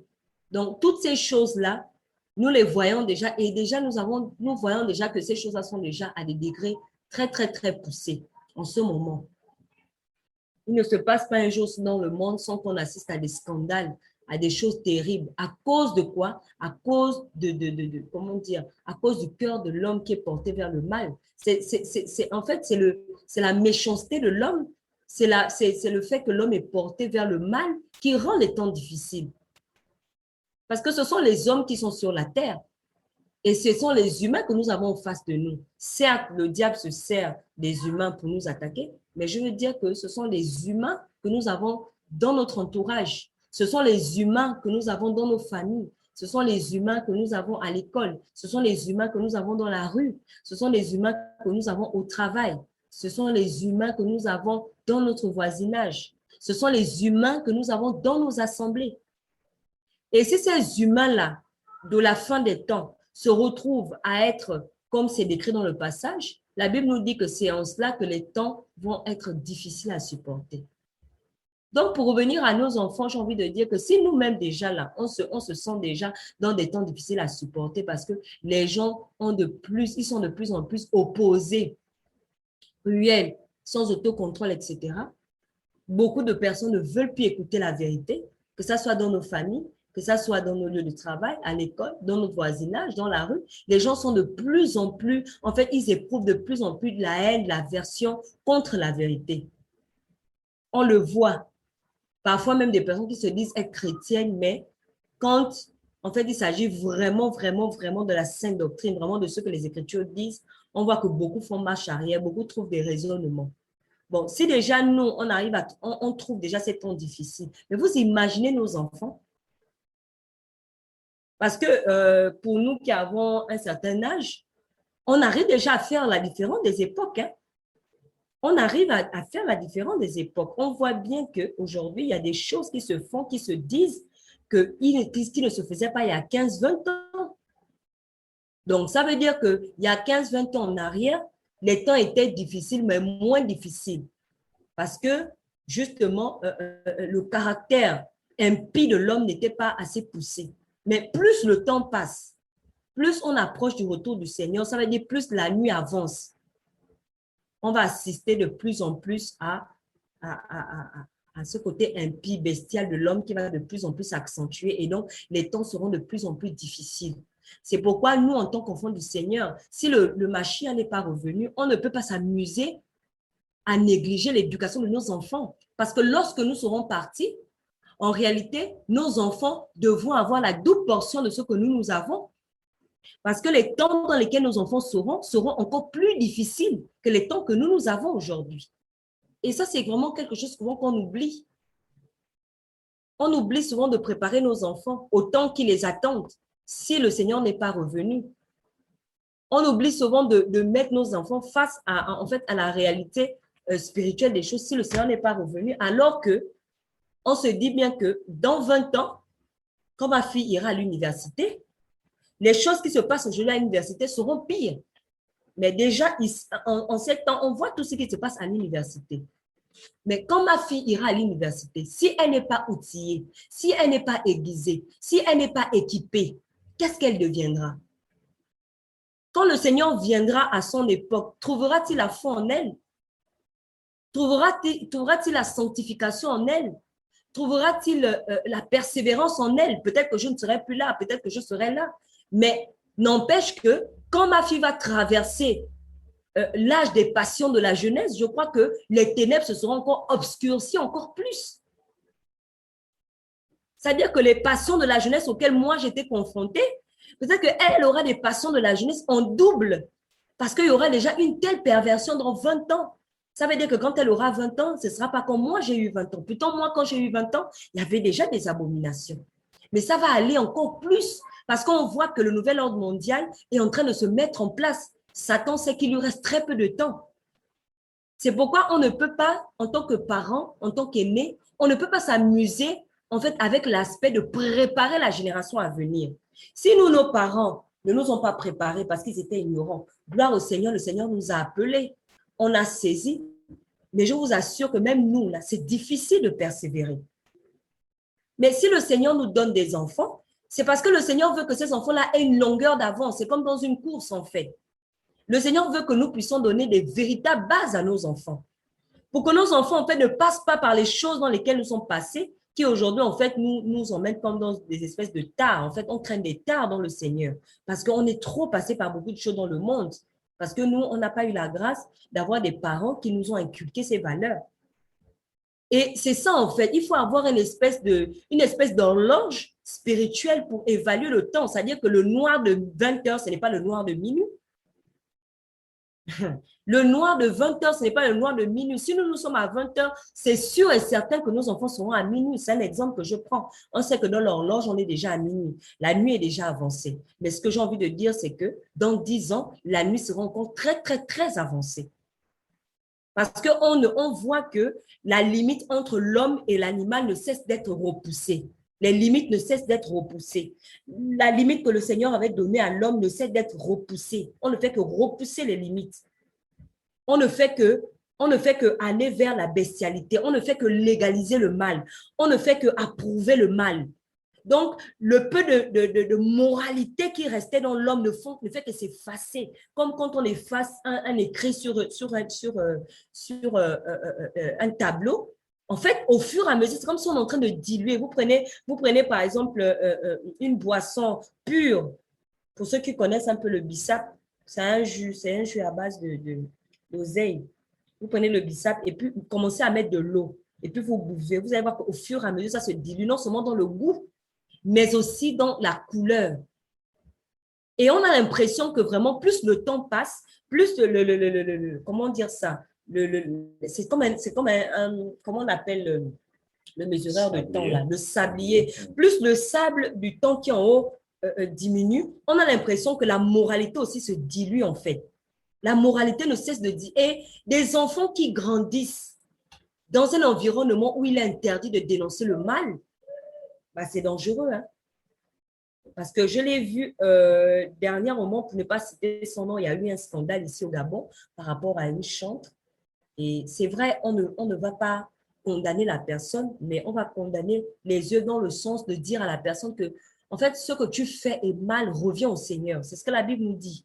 La Bible ne dit pas de dire à la personne que c'est fini, bon, ça y est, tu vas, non. Mais la Bible nous donne quand même à nous, en tant qu'enfants de lumière, en tant que lumière même, la Bible nous donne de pouvoir dire que ça, c'est mauvais et ça, c'est bon. Sauf que vous allez constater que plus les temps avancent, on n'a plus le droit de dire ce qui est bon et ce qui est mauvais. En fait, on est en train d'enlever aux êtres humains en général et aux chrétiens en particulier le droit de dire ce qui est mauvais et ce qui est bon. Bon, maintenant, quand des enfants viennent au monde dans un environnement où on ne sait plus ce qui est bon et ce qui est mauvais. Parce que moi, c'est en fait, c'est le constat que je faisais quand j'analysais un peu la situation avec tout ce qui se disait. Et j'entendais beaucoup ça. Les gens disaient, non, il ne faut pas juger, il ne faut pas condamner, il ne faut pas juger, il ne faut pas condamner. Et le Saint-Esprit pouvait me dire, mais comment les gens vont savoir ce qui est bon et mauvais si, lorsque quelque chose de mauvais se fait, personne ne doit dire que c'est mauvais? Ça veut dire qu'on est tous perdus. Et le Saint-Esprit me disait en moi, mais ces personnes qui disent qu'il ne faut pas dire que c'est mauvais, mais donc ils n'ont qu'à laisser leurs enfants le faire. Mais vous allez vous rendre compte qu'on arrive à facilement dire de ne pas juger parce qu'on n'a pas l'amour en fait. Parce que quand ça touche l'autre, ça ne te fait pas trop mal. Mais si c'est ton propre enfant qui se retrouve dans cette situation, ou bien si c'est ta propre sœur, tu vas quand même lui dire, ah, tu es allé loin. On ne fait pas ça. Mais ça, c'est par amour. Sauf qu'aujourd'hui, quand tu dis à quelqu'un, non, ce que tu fais est mal, on dit que tu juges. Mais j'ai envie de dire qu'un enfant qui vient au monde en 2021, s'il ne sait pas que la pornographie, c'est mauvais, parce qu'il ne faut pas juger. Si quelqu'un regarde des films porno, on dit que si tu lui dis que c'est mauvais, tu le juges. Donc, un enfant arrive au monde en 2021. Donc, il ne sait pas ce qui est mauvais, ce qui est bon. Il est là, il vit dans une société, voilà. Et quand quelqu'un regarde la pornographie, les gens disent non, il ne faut pas juger. Quand quelqu'un vole, on dit non, il ne faut pas juger. Quand quelqu'un détourne, on dit non, il ne faut pas juger. Mais vous imaginez cet enfant-là, comment il sait maintenant ce qui est bon et ce qui est mauvais. Mais justement, c'est ce qui tue la moralité en fait dans une société. Parce que nos parents, par exemple, beaucoup ne sont pas chrétiens, mais ils avaient encore certaines, comment dire ça, certaines retenues face à certaines choses parce que dans la société, on savait ce qui était mauvais parce que quand les choses mauvaises se faisaient, il y avait toujours des personnes qui étaient là pour dire, ah, attention, par rapport à notre manière de vivre, ça, ce n'est pas bon. Une femme ne fait pas ça. Un homme marié ne fait pas ça. Un enfant ne parle pas comme ça. Vous voyez, il y avait des repères. Et les repères, là, c'était les garde-fous. Mais aujourd'hui, là, les garde-fous, là, l'homme impie, avec son système, ils sont en train de tout enlever. Donc, demain, on va se retrouver avec des enfants, en fait, qui ne savent pas ce qui est bon et ce qui est mauvais. Parce que quand on veut dire que telle chose est mauvaise, ben, c'est jugé, c'est condamné. Et quand j'ai réalisé ça, je me suis dit, waouh, Seigneur, mais nos enfants sont vraiment en danger. Et c'est pourquoi le Seigneur nous interpelle beaucoup à les équiper davantage, ne pas, comme David disait, se dire, non, j'attends qu'il ait 15 ans, j'attends qu'il ait 12 ans, non. Donc, quelle vision avoir dans ces temps de la fin? C'est revenir au temps de Noé, préparer nos enfants au temps difficile. Préparer nos enfants au temps difficile, que ça soit par rapport à leur compagnie. Nos enfants doivent être capables de choisir leur compagnie. Nos enfants ne sont pas obligés de subir la mauvaise compagnie. Que ça soit par rapport à leurs études. Nos enfants doivent être capables de savoir ce que le Seigneur attend d'eux, le domaine dans lequel le Seigneur veut qu'ils soient. Surtout qu'on voit que de nos jours, avec le système qui se met en place, il y a beaucoup d'opportunités que le Seigneur est en train d'ouvrir. L'entrepreneuriat, l'agriculture, l'artisanat, toutes ces choses. On ne doit plus rester fermé dans un système que l'homme impie a mis en place en nous disant, allez, vous tous, votre boîte c'est CP1, 6e, terminale, université. Non, on n'est pas obligé d'infliger ça à nos enfants. Moi, j'appelle ça infliger parce qu'on se rend bien compte dans notre génération que beaucoup se sont retrouvés à faire des métiers qu'ils n'aiment pas. Beaucoup se sont retrouvés emprisonnés dans des systèmes. Aujourd'hui, on demande aux gens de se vacciner parce qu'ils ne sont pas indépendants dans leurs activités. Mais si certains avaient été accompagnés par leurs parents dans des métiers, dans des choses, ils seraient à leur propre compte aujourd'hui. Donc, on doit aussi avoir une longueur d'avance dans ces choses. On doit préparer nos enfants aux métiers d'avenir, pas dans le sens du monde, mais les métiers des temps difficiles, j'ai envie de dire. Voilà, c'est le mot qu'on va retenir aujourd'hui. Préparer nos enfants aux temps difficiles. Aux temps difficiles conviennent des métiers. Aux temps difficiles conviennent une attitude. Aux temps difficiles conviennent en fait une éducation. Les temps difficiles. Comment éduquer nos enfants pour qu'ils puissent affronter les temps difficiles? Parce que ce sont les temps difficiles. La Bible nous dit qu'il va survenir des temps difficiles. Donc, quand on part vers les temps difficiles, quand nous approchons des temps difficiles, on ne doit pas ramener nos enfants dans les erreurs que nous-mêmes, dans lesquelles nous sommes tombés. C'est-à-dire, tu fais l'école comme ça parce que voilà, tout le monde au quartier qui j'ai le bachot cadeau. Donc, toi aussi, ton enfant doit chanter chez le bachot cadeau. Donc, tu obliges ton enfant à faire le cursus général. Alors que cet enfant, à 16 ans, aurait déjà commencé à faire un métier, quelque chose, il aurait déjà eu son indépendance, il aurait déjà pu affronter les temps difficiles. Tu apprends à ton enfant à être ami avec tout le monde. Non. Ton enfant doit savoir que dans les temps difficiles, on ne subit pas la pression, on ne subit pas l'amitié des gens. On choisit ses amis parce que la mauvaise compagnie corrompt les bonnes mœurs. Dans les temps difficiles, nos enfants doivent apprendre comment pouvoir choisir leur mari et leur femme. Parce que je crois que dans les temps difficiles, peut-être même qu'il y aura même plus les êtres humains 100%. Il y aura les clones. Il y aura les robots. Moi, je crois que à l'avenir, si le Seigneur ne revient pas, on va assister à des mariages entre les robots et les humains.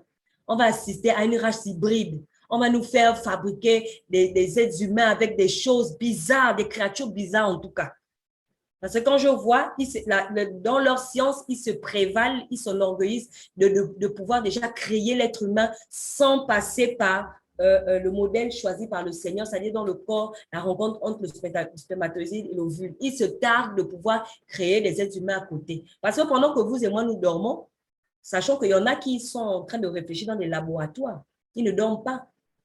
Ils cherchent toujours, comme à Babylone, comment défier le Créateur.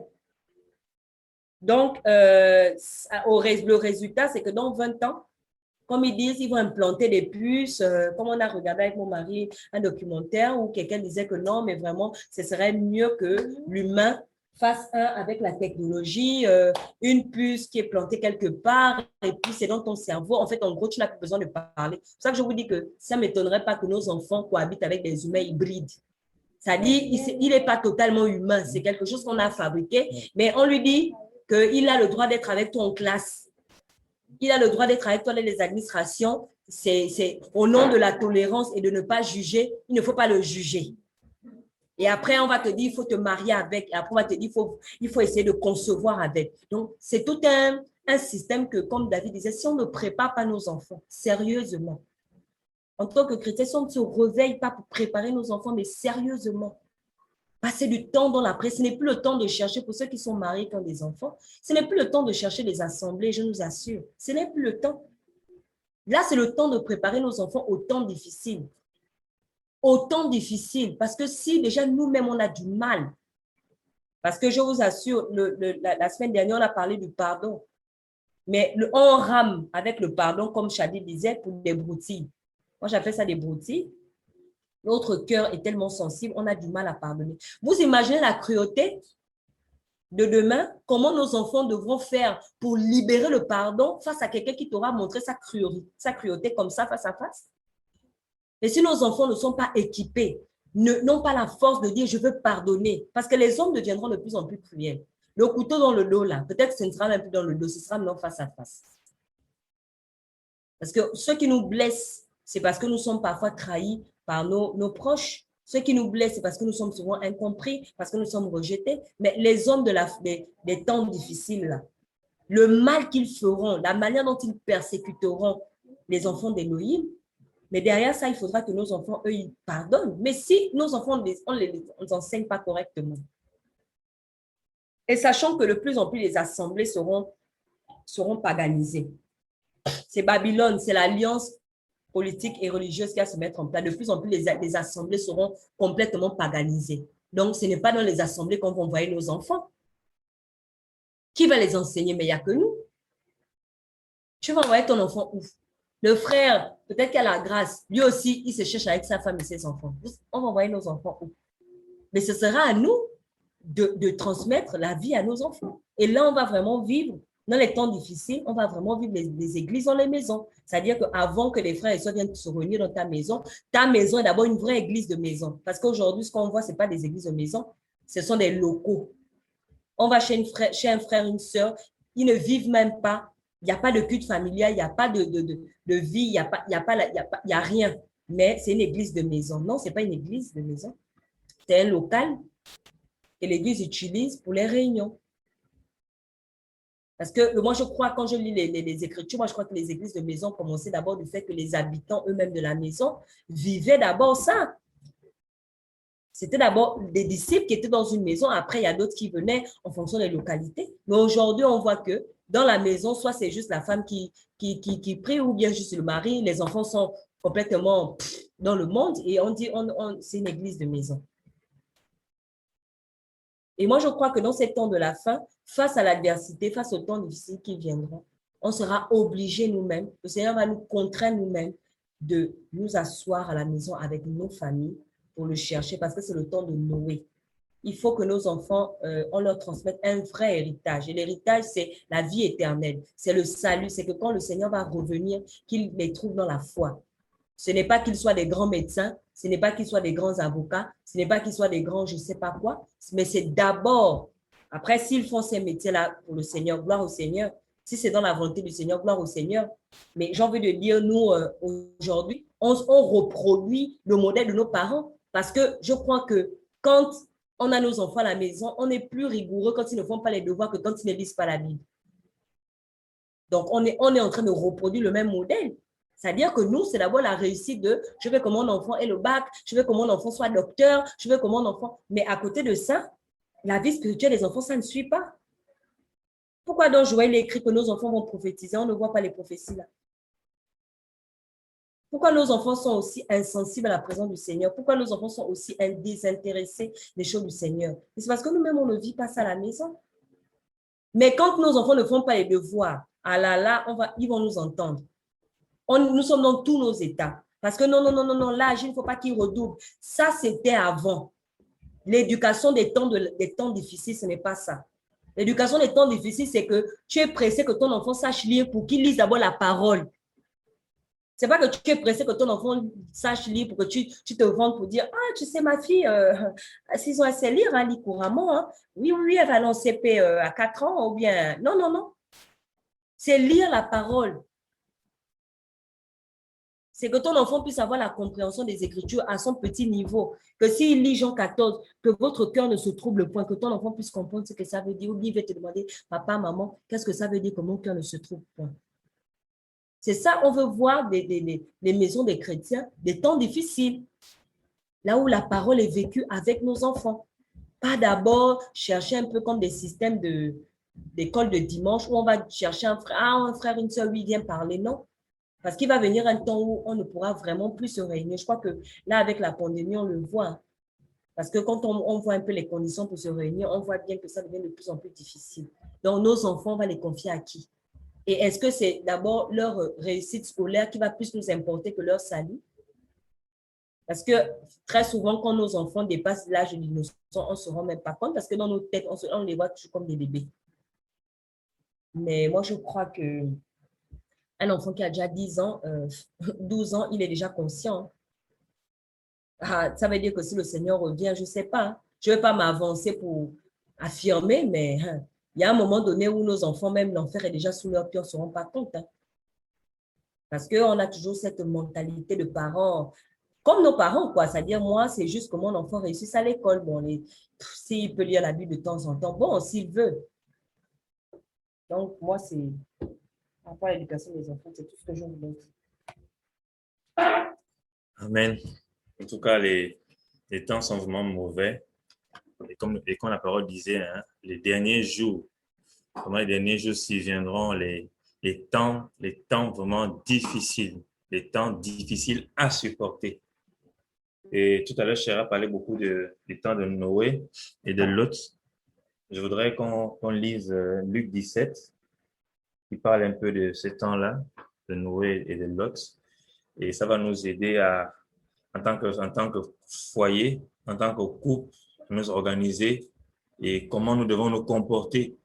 Parce qu'on dit que le temps de la fin sera comme le temps de Lot ou bien comme le temps de Noé. Maintenant, on va voir un peu les caractéristiques de ces deux temps-là et ça va nous aider à avoir une bonne vision par rapport au foyer et même par rapport aussi à l'aspect des projets. Parce qu'on a parlé de l'éducation des enfants, mais on va un peu regarder aussi au niveau du foyer et au niveau de nos projets. Et nous allons étudier le temps de Lot et le temps de Noé. On va même voir les caractéristiques qui vont nous aider à mieux voir l'aspect de foyer et l'aspect de projet dans ces temps auxquels nous sommes. Donc, on va commencer à partir du verset 26. Verset 26. OK. Fabrice, si tu peux m'aider pour la lecture, s'il te plaît. La lecture, Luc 17, à partir du verset 26. D'accord, ok. Merci. Donc, comme il arriva au jour de Noé, il sera aussi de même au jour du Fils de l'homme. Ils mangeront, vivront, se mariaient, donnés en mariage, jusqu'au jour où Noé entra dans l'arche. Alors le déluge vint et les fit tous périr. De même aussi, comme il arriva au jour de Lot, ils mangeaient, ils buvaient, ils chantaient, ils achetaient, ils vendaient, ils plantaient et bâtissaient. Mais le jour où Lot sortit de Sodome, une pluie de feu et de soufre tomba du ciel. Il les fit tous périr. Il en sera de même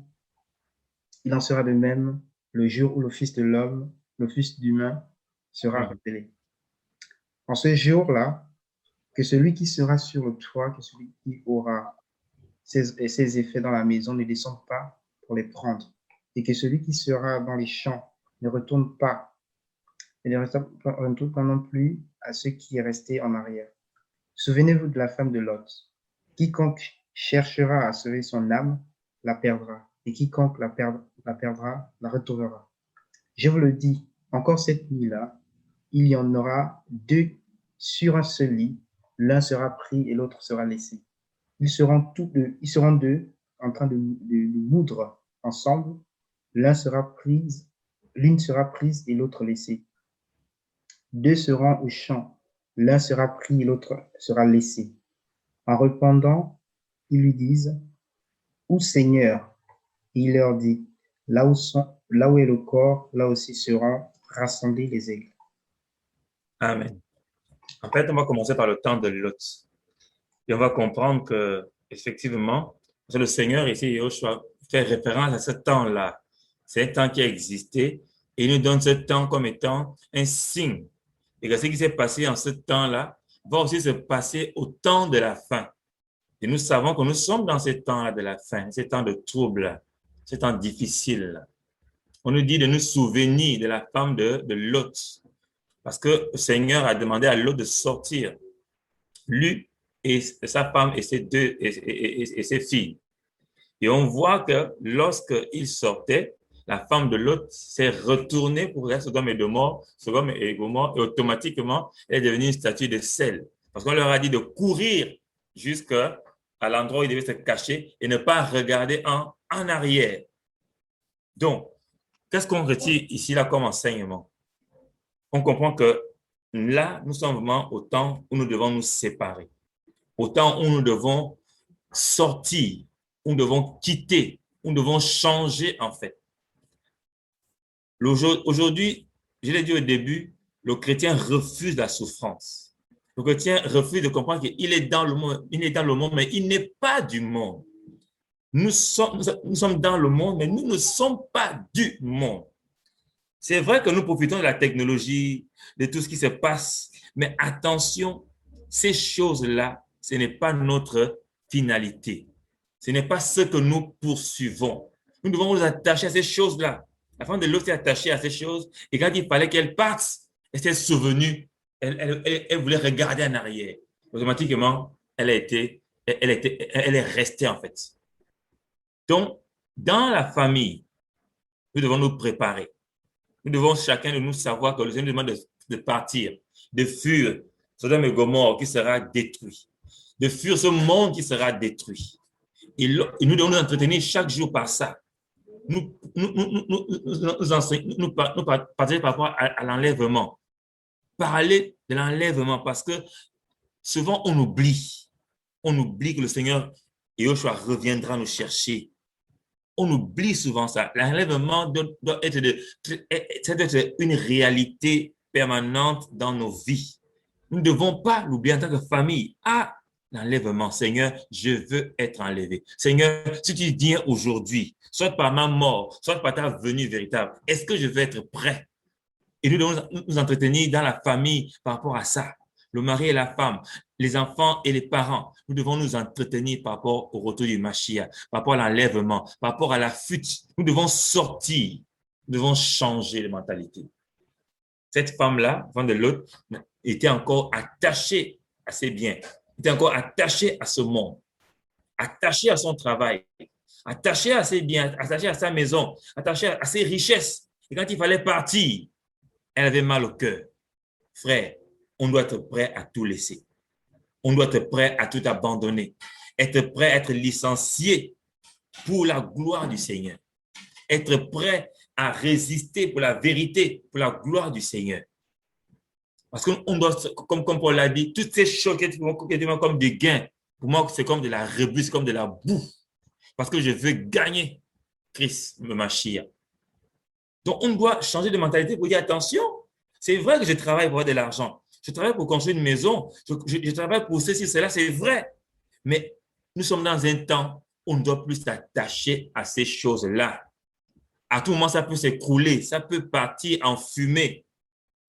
Et les prévisions disent qu'après cette crise sanitaire, il y aura la crise financière. Donc, les économies vont s'écrouler sérieusement. Ça va s'écrouler parce que lorsqu'on est en crise sanitaire, personne ne travaille. télétravail, on est confiné, voilà. Donc, forcément, l'économie va prendre un coup. Il y aura une crise financière qui arrive. Et après cela, mes amis, si on est attaché à notre matériel, si on est attaché à notre travail, si on est attaché à ces biens-là, qu'est-ce qu'on va faire? Qu'est-ce qu'on va faire? Donc, on doit se préparer à quitter ces choses-là, à les quitter. Ça veut dire que si on a le vêtement et le manger, cela nous suffit.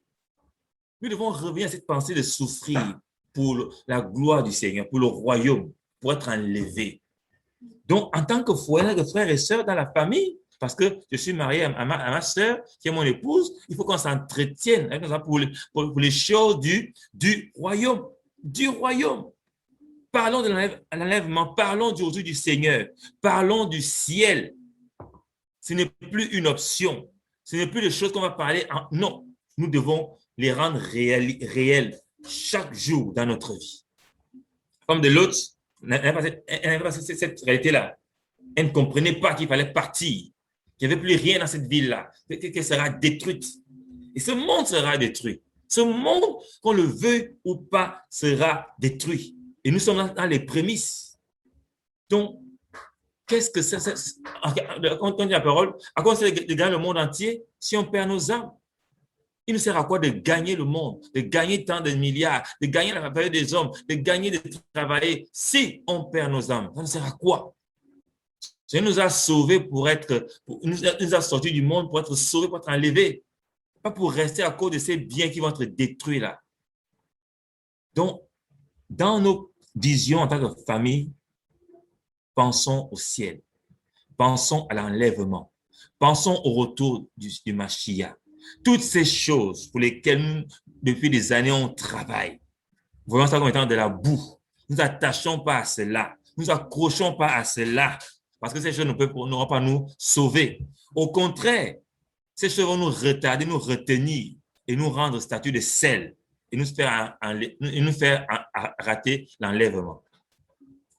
Donc, le temps de l'autre, le temps de la séparation, le temps de la fuite, le temps de se dépouiller de ces choses-là pour lesquelles depuis des années on travaille. Le temps est arrivé de ne plus être attaché à ça. C'est vrai, j'ai ma voiture. J'ai travaillé dur pour l'avoir. Mais s'il faut qu'elle soit détruite, il faut qu'elle soit détruite. C'est vrai, j'ai ma maison. J'ai travaillé des années pour avoir une belle maison. Mais s'il faut qu'elle soit détruite pour que moi, elle soit sauvée, il faut qu'elle soit détruite. Il ne faut pas que, à cause de la maison, je rate l'enlèvement, je rate le ciel. Mon travail, oui, je l'aime beaucoup. Il me procure un bon revenu. Mais s'il faut choisir entre ce travail-là et mon salut, mais le choix est vite fait. Je choisis mon salut, travail, bye bye. Et nous devons être conscients qu'à un moment donné, on va devoir prendre des décisions difficiles qui vont nous amener vraiment à choisir entre ce monde et notre salut. La femme de Lot n'a pas compris ça. Et souvent, dans cette histoire de Lot, j'ai souvent mal au cœur à cause de cette femme, à cause de son mari, surtout Lot. Je me dis, en tant que chef de famille, c'est moi qui devais être le dernier. Je veux dire que je poussais mes filles et ma femme devant. Je dis, personne ne se retourne, tout le monde court. Et je suis derrière pour contrôler, pour surveiller. Je ne sais pas là où il était. Je ne sais pas à quel niveau il était. Et que cette femme-là s'est retournée. Sans doute qu'elle s'est sentie peut-être larguée par les enfants, par le mari. Et qu'à un moment donné, la chair étant faite, elle veut se retourner. Je vous dis aux chefs de famille que nous sommes d'attention. Nous allons rendre compte au Seigneur pour nos enfants, pour nos épouses. Et quand on s'est dit de sortir, soyons derrière et poussons nos enfants, poussons notre épouse à sortir. Ma chérie, vas-y, sors.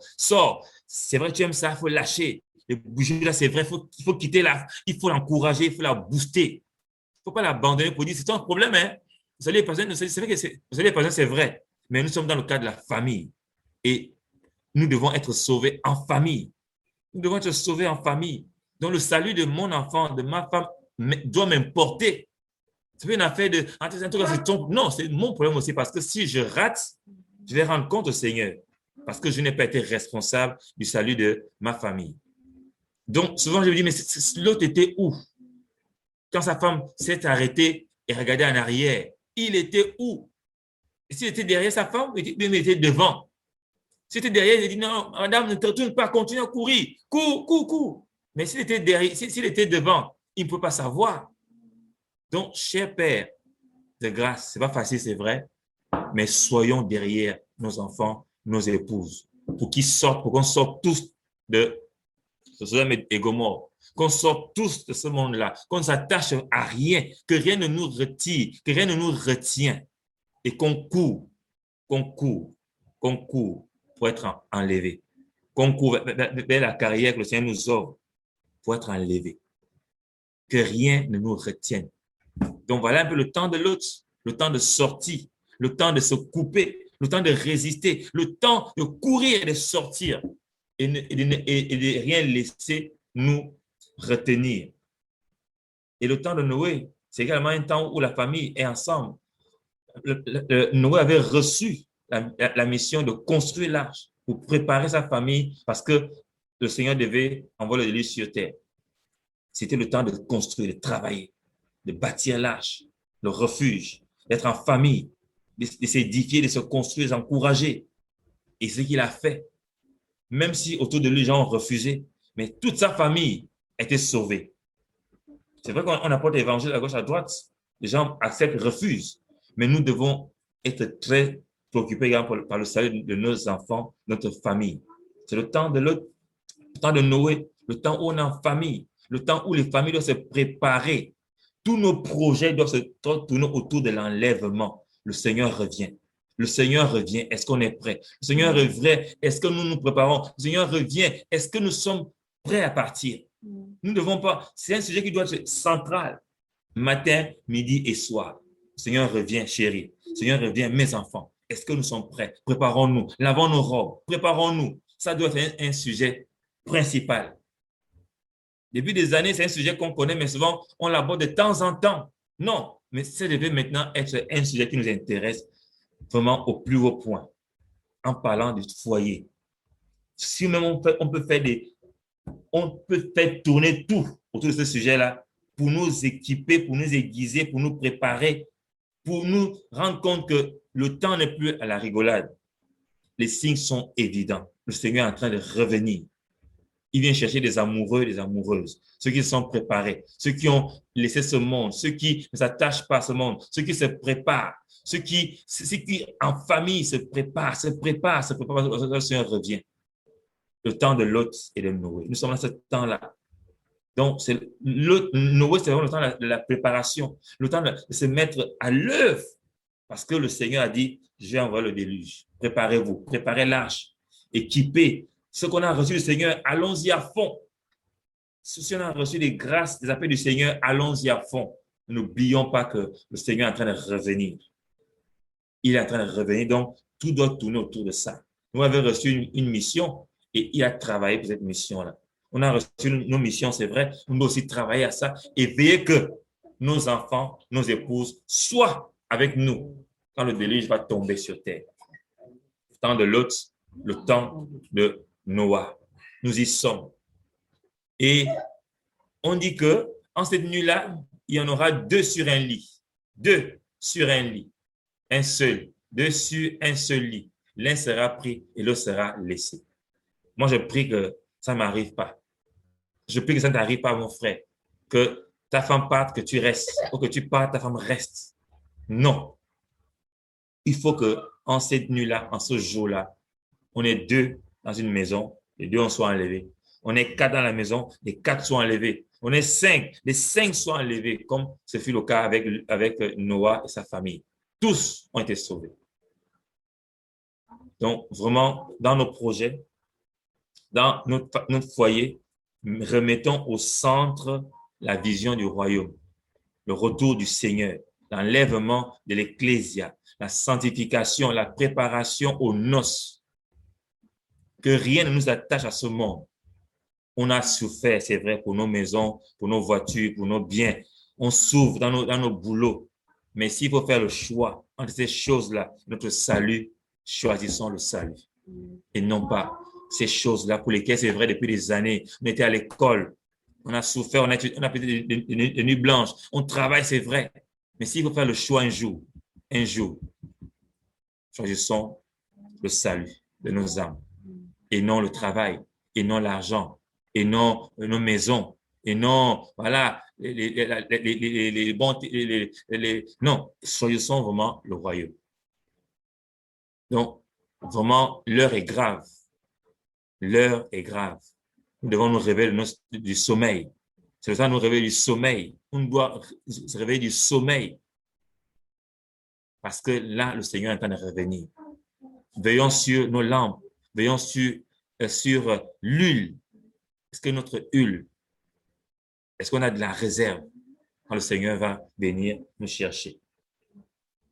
Si on a le manger et le vêtement, cela nous suffit. Préparons-nous au temps difficile. Préparons-nous à être rejetés. Préparons-nous à être maltraités, à être exclus. Oui, ça va arriver. Si je refuse le vaccin aujourd'hui, là, je serai exclu de certaines loisirs, de certaines choses. Préparons-nous à cela. Le Seigneur l'avait dit, vous serez exclus à cause de mon nom. À cause, vous serez persécutés. Vous serez haïs à cause de mon nom. C'est écrit. Et nous devons nous armer de la pensée de souffrir pour le Mashiach, pour le royaume. Donc même quand nous faisons nos projets, faisons des projets en pensant au ciel. Faisons des projets en pensant au Seigneur. Et que ces projets-là n'absorbent pas notre vision du royaume. Oui, j'ai mon projet, c'est vrai, mais ce projet ne doit pas me rendre aveugle au point d'oublier ce pourquoi je suis ici. Si mon projet prend tout mon temps, je n'ai même plus besoin de prier, de mettre la parole, mais je vais être complètement absorbé et je vais passer à côté. Soyons vigilants, que rien ne prenne la place du Seigneur dans nos vies maintenant. Plus qu'hier, on doit veiller à notre relation avec le Seigneur. Ma relation avec le Seigneur doit être au beau fixe. Il faut que je m'applique à la maîtrise de la parole. Je m'applique à prier chaque jour. Je m'applique à méditer chaque jour. Le temps n'est plus à procrastination pour dire je ferai ça demain. Non, on n'a plus le temps. On doit s'enraciner. Et pour s'enraciner, c'est dans la parole. Si la parole n'est pas, si on n'est pas en dans la parole, on ne pourra pas tenir. Il faut qu'on soit enraciné. Il faut que la semence qu'on a reçue tombe sur la bonne terre et qu'elle porte des fruits. Pas sur la pierre, pas sur le chemin. Non. La parole que tu reçois depuis des années, elle tombe où? Elle est tombée où? Est-ce qu'elle est sur une bonne terre? Est-ce qu'elle sera en racine? Ou est-ce qu'au premier obstacle, au premier déboire, elle est complètement enlevée? La parole qu'on reçoit ce soir, elle tombe où?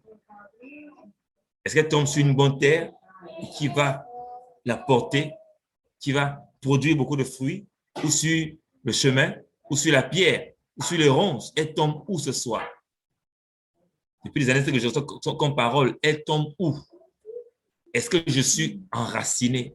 Est-ce que je suis profondément assis dans le Seigneur?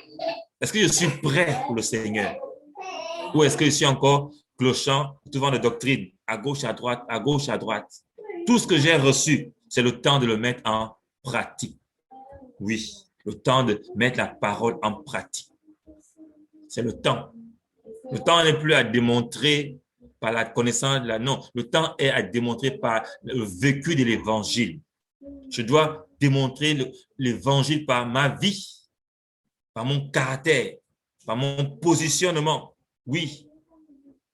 Plus de mélange, plus de sentiments. C'est le temps de prendre position pour la vérité. De me séparer, de me préparer, de quitter tout, s'il le faut, pour sauver mon âme. Donc, en tant que famille, je sais que ce n'est pas facile. Beaucoup de nos enfants ne suivent pas. Mais c'est le temps de persévérer. C'est le temps de fléchir les genoux. C'est le temps de jeûner pour nos enfants. Si on n'a jamais fait, prenons des temps de jeûne pour nos enfants.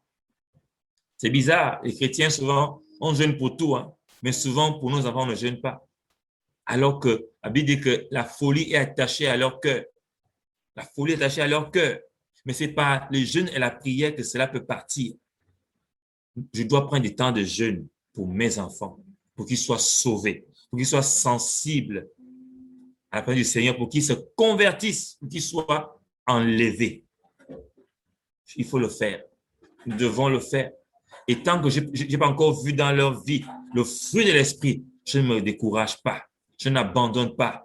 Beaucoup de parents aujourd'hui abandonnent parce qu'ils voient avec les yeux physiques. On doit voir avec les yeux spirituels. Il nous a promis le salut de ma famille, de nos familles. Nous devons persévérer. Nous devons persévérer. Nous ne devons pas laisser nos enfants en bordure de route. Non, ce sont nos enfants que Dieu nous a confiés pour qu'ils soient sauvés avec nous. Donc, on doit travailler pour leur salut, pour notre salut et pour le leur également.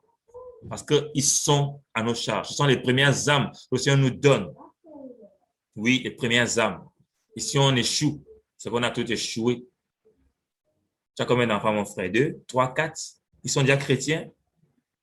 Non, oui. Qu'est-ce que tu fais pour qu'ils soient chrétiens? Qu'est-ce que tu fais au quotidien? Qu'est-ce que tu fais pour que ces enfants soient sensibles à la pensée, à la voix du Seigneur? Donc, vraiment, on l'a dit, les temps sont difficiles, les temps sont compliqués. Ça nous a parlé du temps de Noé, le temps de Lot. Et je vous invite encore chacun pour sa part à aller étudier encore ces temps, le temps de Noah, le temps de Lot, et chacun pour sa part. Même ceux qui ne sont pas mariés, je suis membre d'une famille. Et en tant que membre d'une famille, j'ai mon rôle aussi à jouer en tant que frère, en tant que sœur, en tant que fils, en tant que fille. J'ai mon rôle à jouer dans ma famille. Soupirons pour que nos familles soient sauvées. Soupirons pour que nos frères, nos sœurs, nos parents soient touchés. Faisons tout ce que nous pouvons faire pour leur dire que le Seigneur revient. C'est notre rôle aussi.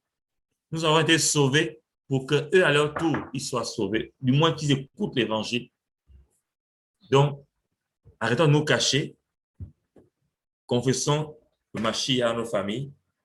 C'est pas facile, c'est vrai, mais parlons du Seigneur à nos familles. Parlons du Seigneur à nos frères, à nos sœurs. C'est pas facile parce que beaucoup peut-être sont plus grands que nous et peut-être après nous rabrouent, peut-être après nous menacent, mais soyons persévérants. Soyons persévérants, persévérons.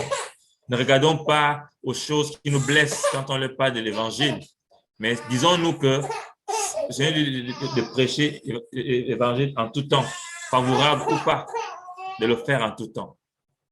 Donc vraiment, bien-aimés, on n'a pas d'autre choix. Prions pour le salut de nos familles.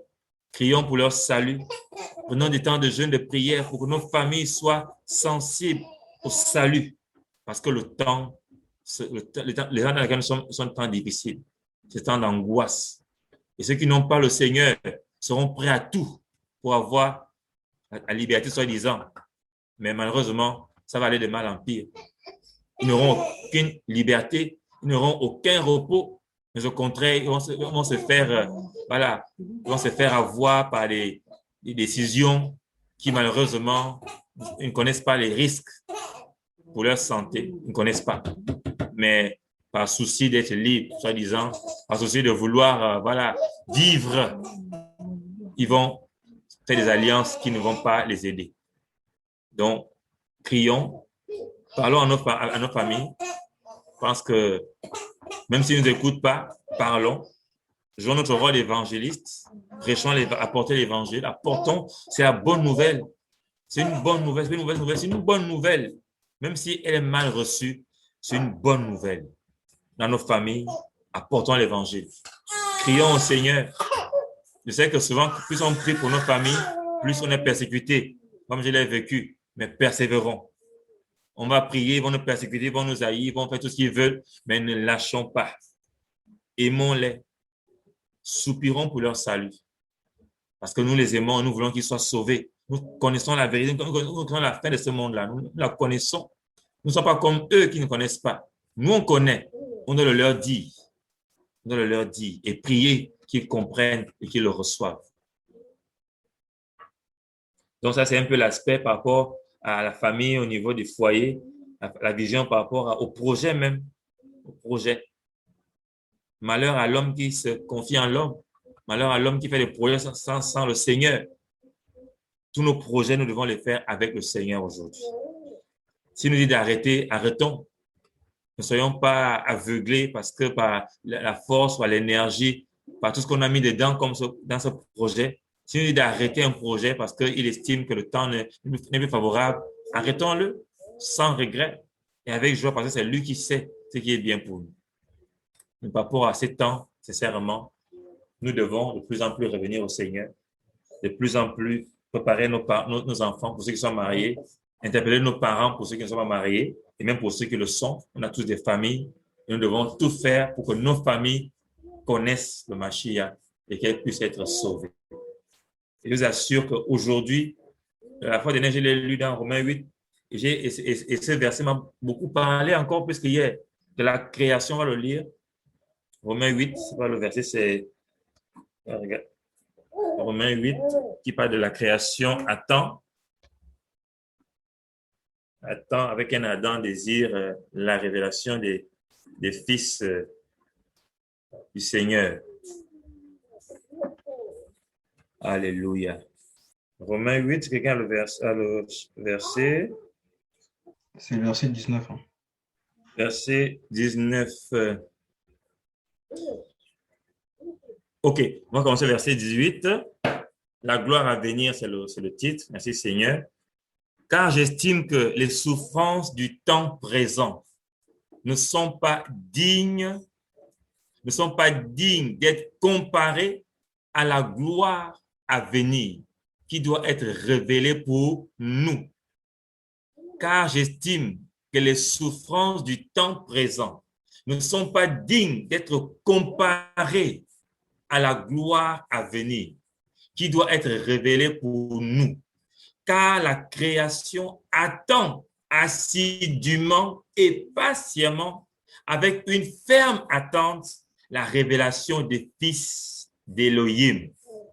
Fils et filles d'Élohim, la création attend assidûment et patiemment, avec une ferme attente, que tu te révèles, que tu leur montres en quel Elohim tu crois, que tu leur montres les promesses auxquelles tu crois, que tu leur montres, que tu leur parles du ciel, que tu leur parles de l'espérance qui est attachée à ta foi, que tu leur parles du salut, parce que le monde, la création a été soumise à la perversité. Non de ça, non de son gré, mais à cause de celui qui l'y a soumise avec l'espérance qu'elle aussi sera rendue libre de l'esclavage, de la corruption, pour avoir part à la liberté de la gloire des enfants d'Élohim. Nos familles sont dans la création. Nos amis sont dans la création. Tous qui n'ont pas le Seigneur sont dans la création. Et tout ce monde-là attend. Quelle est la solution? Quelle est l'espérance? Quelle est la porte de sortie? Est-ce qu'il y a une solution? Est-ce qu'il y a une porte de sortie? Il y en a. Yehoshua HaMashiach est la porte de sortie. C'est la solution. Ce n'est pas un vaccin. Ce n'est pas un confinement. Ce n'est pas... Non, c'est Yehoshua qui est la solution contre le corona, qui est la solution contre la crise financière qui arrive, qui est la solution contre la dégradation des mœurs dans laquelle nous sommes, contre le péché. C'est Yehoshua HaMashiach qui est la solution. Nous devons le dire à nos familles.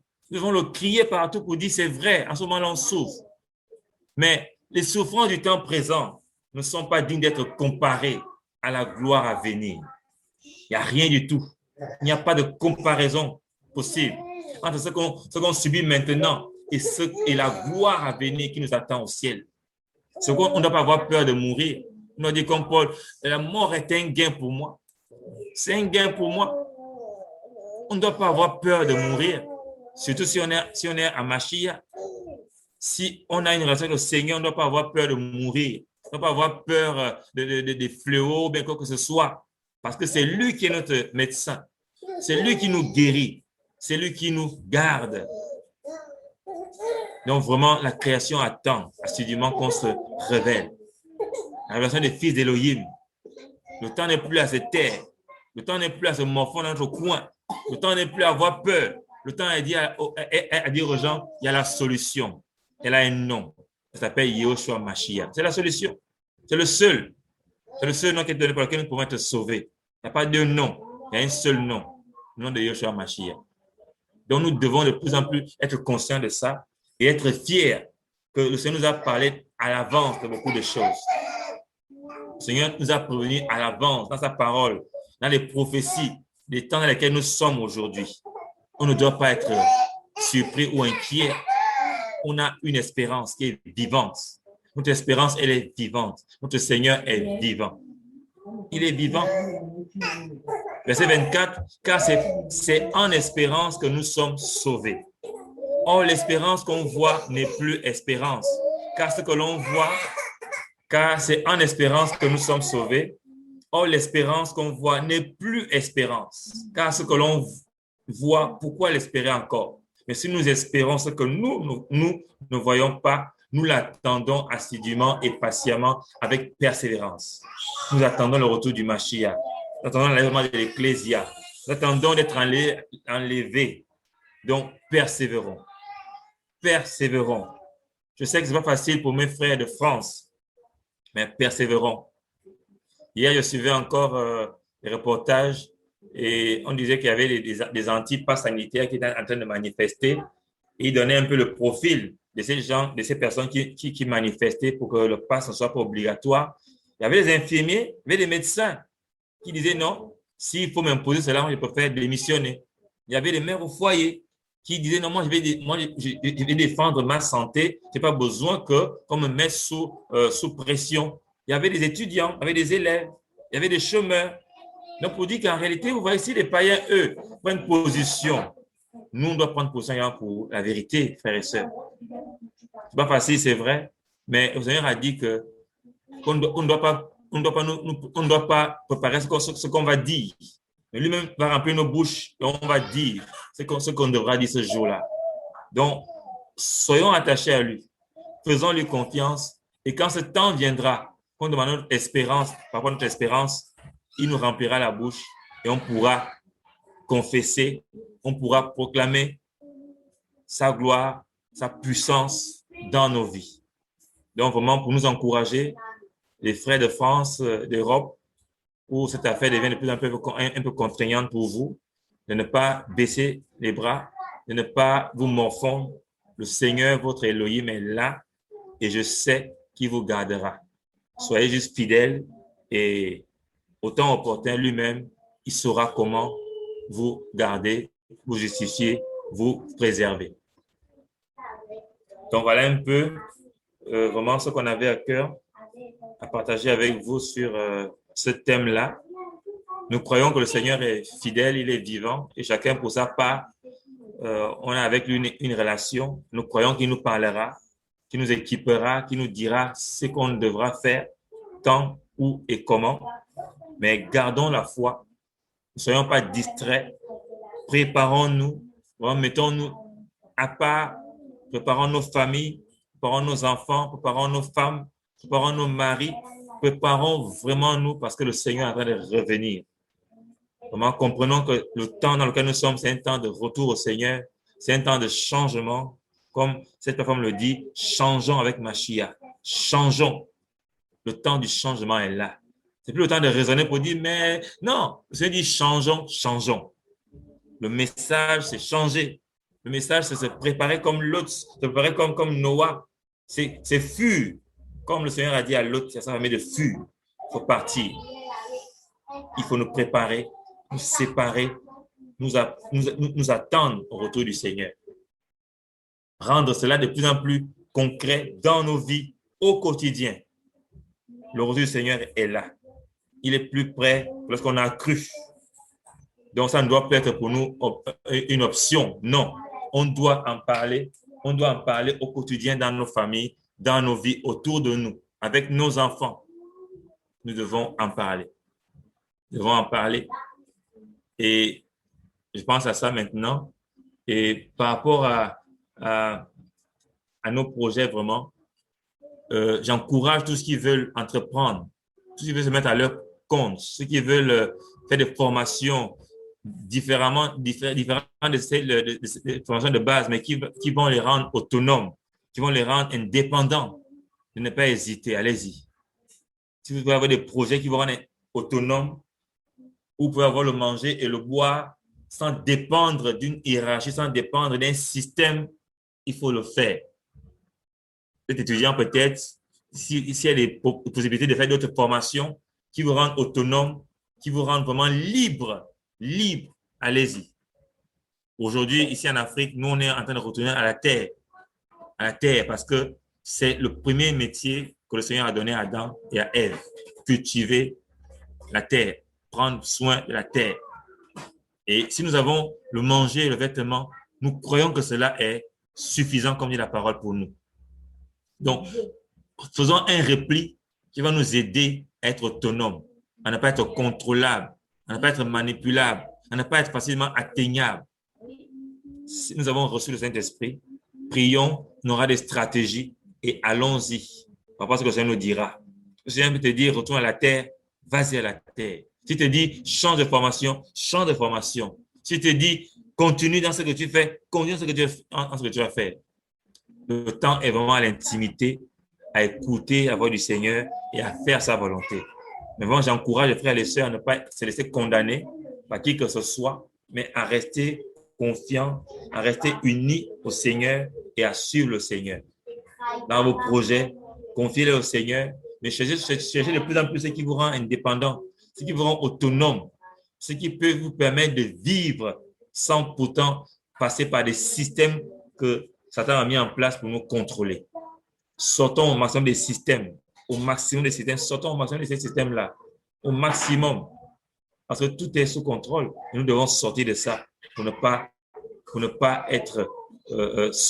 sortir en fait, pour ne pas être éjecté de la pensée du Seigneur pour nous. Donc voilà un peu la dernière pensée que je voulais partager avec vous par rapport au projet, par rapport à vos formations, par rapport à vos métiers. Vraiment, c'est le temps d'entreprendre, c'est le temps de se former, c'est le temps de faire ce qui nous rend autonomes, indépendants, ce qui nous exclut des systèmes formels, mais qui pourra nous donner de quoi vivre, de quoi manger, de quoi subvenir à nos besoins. Vraiment, tendons vers ça, soyons autonomes au premier métier avec le Seigneur. Vraiment, soyons en son écoute et je crois que il nous gardera jusqu'à son retour, il nous gardera. Seigneur, nous voulons vraiment te dire merci. Nous croyons, Père, que tu nous as préparés, avertis depuis des années, Seigneur, depuis des siècles même. Nous croyons que nous ne sommes pas seuls dans ce combat, nous sommes avec toi. Nous croyons que tu es avec nous surtout, Seigneur. Nous croyons que, Père, nous ne sommes pas désemparés parce que tu nous as tout donné, Papa, et nous savons que nous sommes plus que vainqueurs parce que ce qui nous fortifie, Seigneur, c'est toi. Seigneur, merci parce que nous croyons que nous ne sommes pas seuls. Nous croyons que malgré la tempête, Papa, tu es avec nous et tu te lèveras et tu mettras fin à tous les troubles, Père, qui nous environnent. Je prie afin que tu aides mes frères qui sont en Europe, Papa. Seigneur, donne-leur des stratégies, Seigneur. Donne-leur ta paix. Donne-leur ta pensée. Donne-leur, Seigneur, de pouvoir s'enraciner en toi. De pouvoir être vraiment, Seigneur, attaché à toi, Seigneur. Père, que personne ne soit troublé. Que personne ne se donne, Seigneur, pour se donner. Mais que chacun, pour sa part, Seigneur, pèse le pour et le contre. Que chacun reste à tes pieds, Seigneur, et avance avec toi. Que personne ne soit condamné parce qu'il n'est pas vacciné ou qu'il est, Seigneur. Que personne ne soit troublé, Papa. Toi seul, Père, donne la paix. Donne la stratégie à tes enfants, Papa, pour ne pas être contrôlé, pour ne pas être manipulé, pour ne pas être téléguidé, Seigneur. Nous refusons la mort. Nous refusons le contrôle, Père, au nom de Yahushua, Père. Mais nous refusons les soucis dans nos vies. Je prie, Seigneur, que notre foi augmente, Seigneur. Que notre foi augmente, Père. Que nous puissions, Seigneur, être prêts à mourir pour le royaume. Être prêts à tout laisser pour le royaume. Être prêts à tout abandonner, Seigneur, pour le royaume, Père. Au nom de Yahushua, Père. Seigneur, libère-nous des attraits de ce monde. Libère-nous, Père, des attaches, Seigneur, qui nous lient à ce monde, Papa, et qui nous appesantissent, Seigneur, dans notre marche, Papa. Nous voulons être des disciples, Père. Ceux qui ne vivent pas pour ce monde, mais ceux qui sont prêts pour le royaume, ceux qui vivent pour le royaume, ceux qui sont prêts pour le royaume. Seigneur, aide-nous, Père, à rendre le royaume présent dans nos vies chaque jour. Chaque jour, Seigneur, chaque jour, nous voulons penser le royaume, nous voulons manger le royaume, nous voulons marcher royaume, nous voulons agir royaume, Seigneur, parce que nous savons que là-bas, il n'y aura pas de toutes ces souffrances, il n'y aura pas toutes ces pressions, il n'y aura pas toute cette galère, il n'y aura pas tous ces troubles, Père, il n'y aura pas cela, Père. Nous ne voulons pas passer à côté, Seigneur. Nous ne voulons pas courir en vain, Seigneur. Nous voulons remporter le prix. Nous voulons remporter la victoire. Nous voulons remporter la couronne de gloire qui nous attend, Seigneur. Seigneur, affermis-nous. Seigneur, fortifie-nous. Seigneur, aide-nous, Père, à ne pas lâcher, à ne pas céder, à ne pas nous laisser emporter, Seigneur. Nous voulons rester attachés à toi, Seigneur. Oh, Père, merci pour ta présence dans nos vies. Merci pour ton assurance, Père. Tu nous donnes l'assurance, Père, l'assurance de ton salut, l'assurance que tu es avec nous, l'assurance que nous ne sommes pas seuls, Père, l'assurance que nous sommes plus que vainqueurs, parce que tu nous fortifies, Seigneur.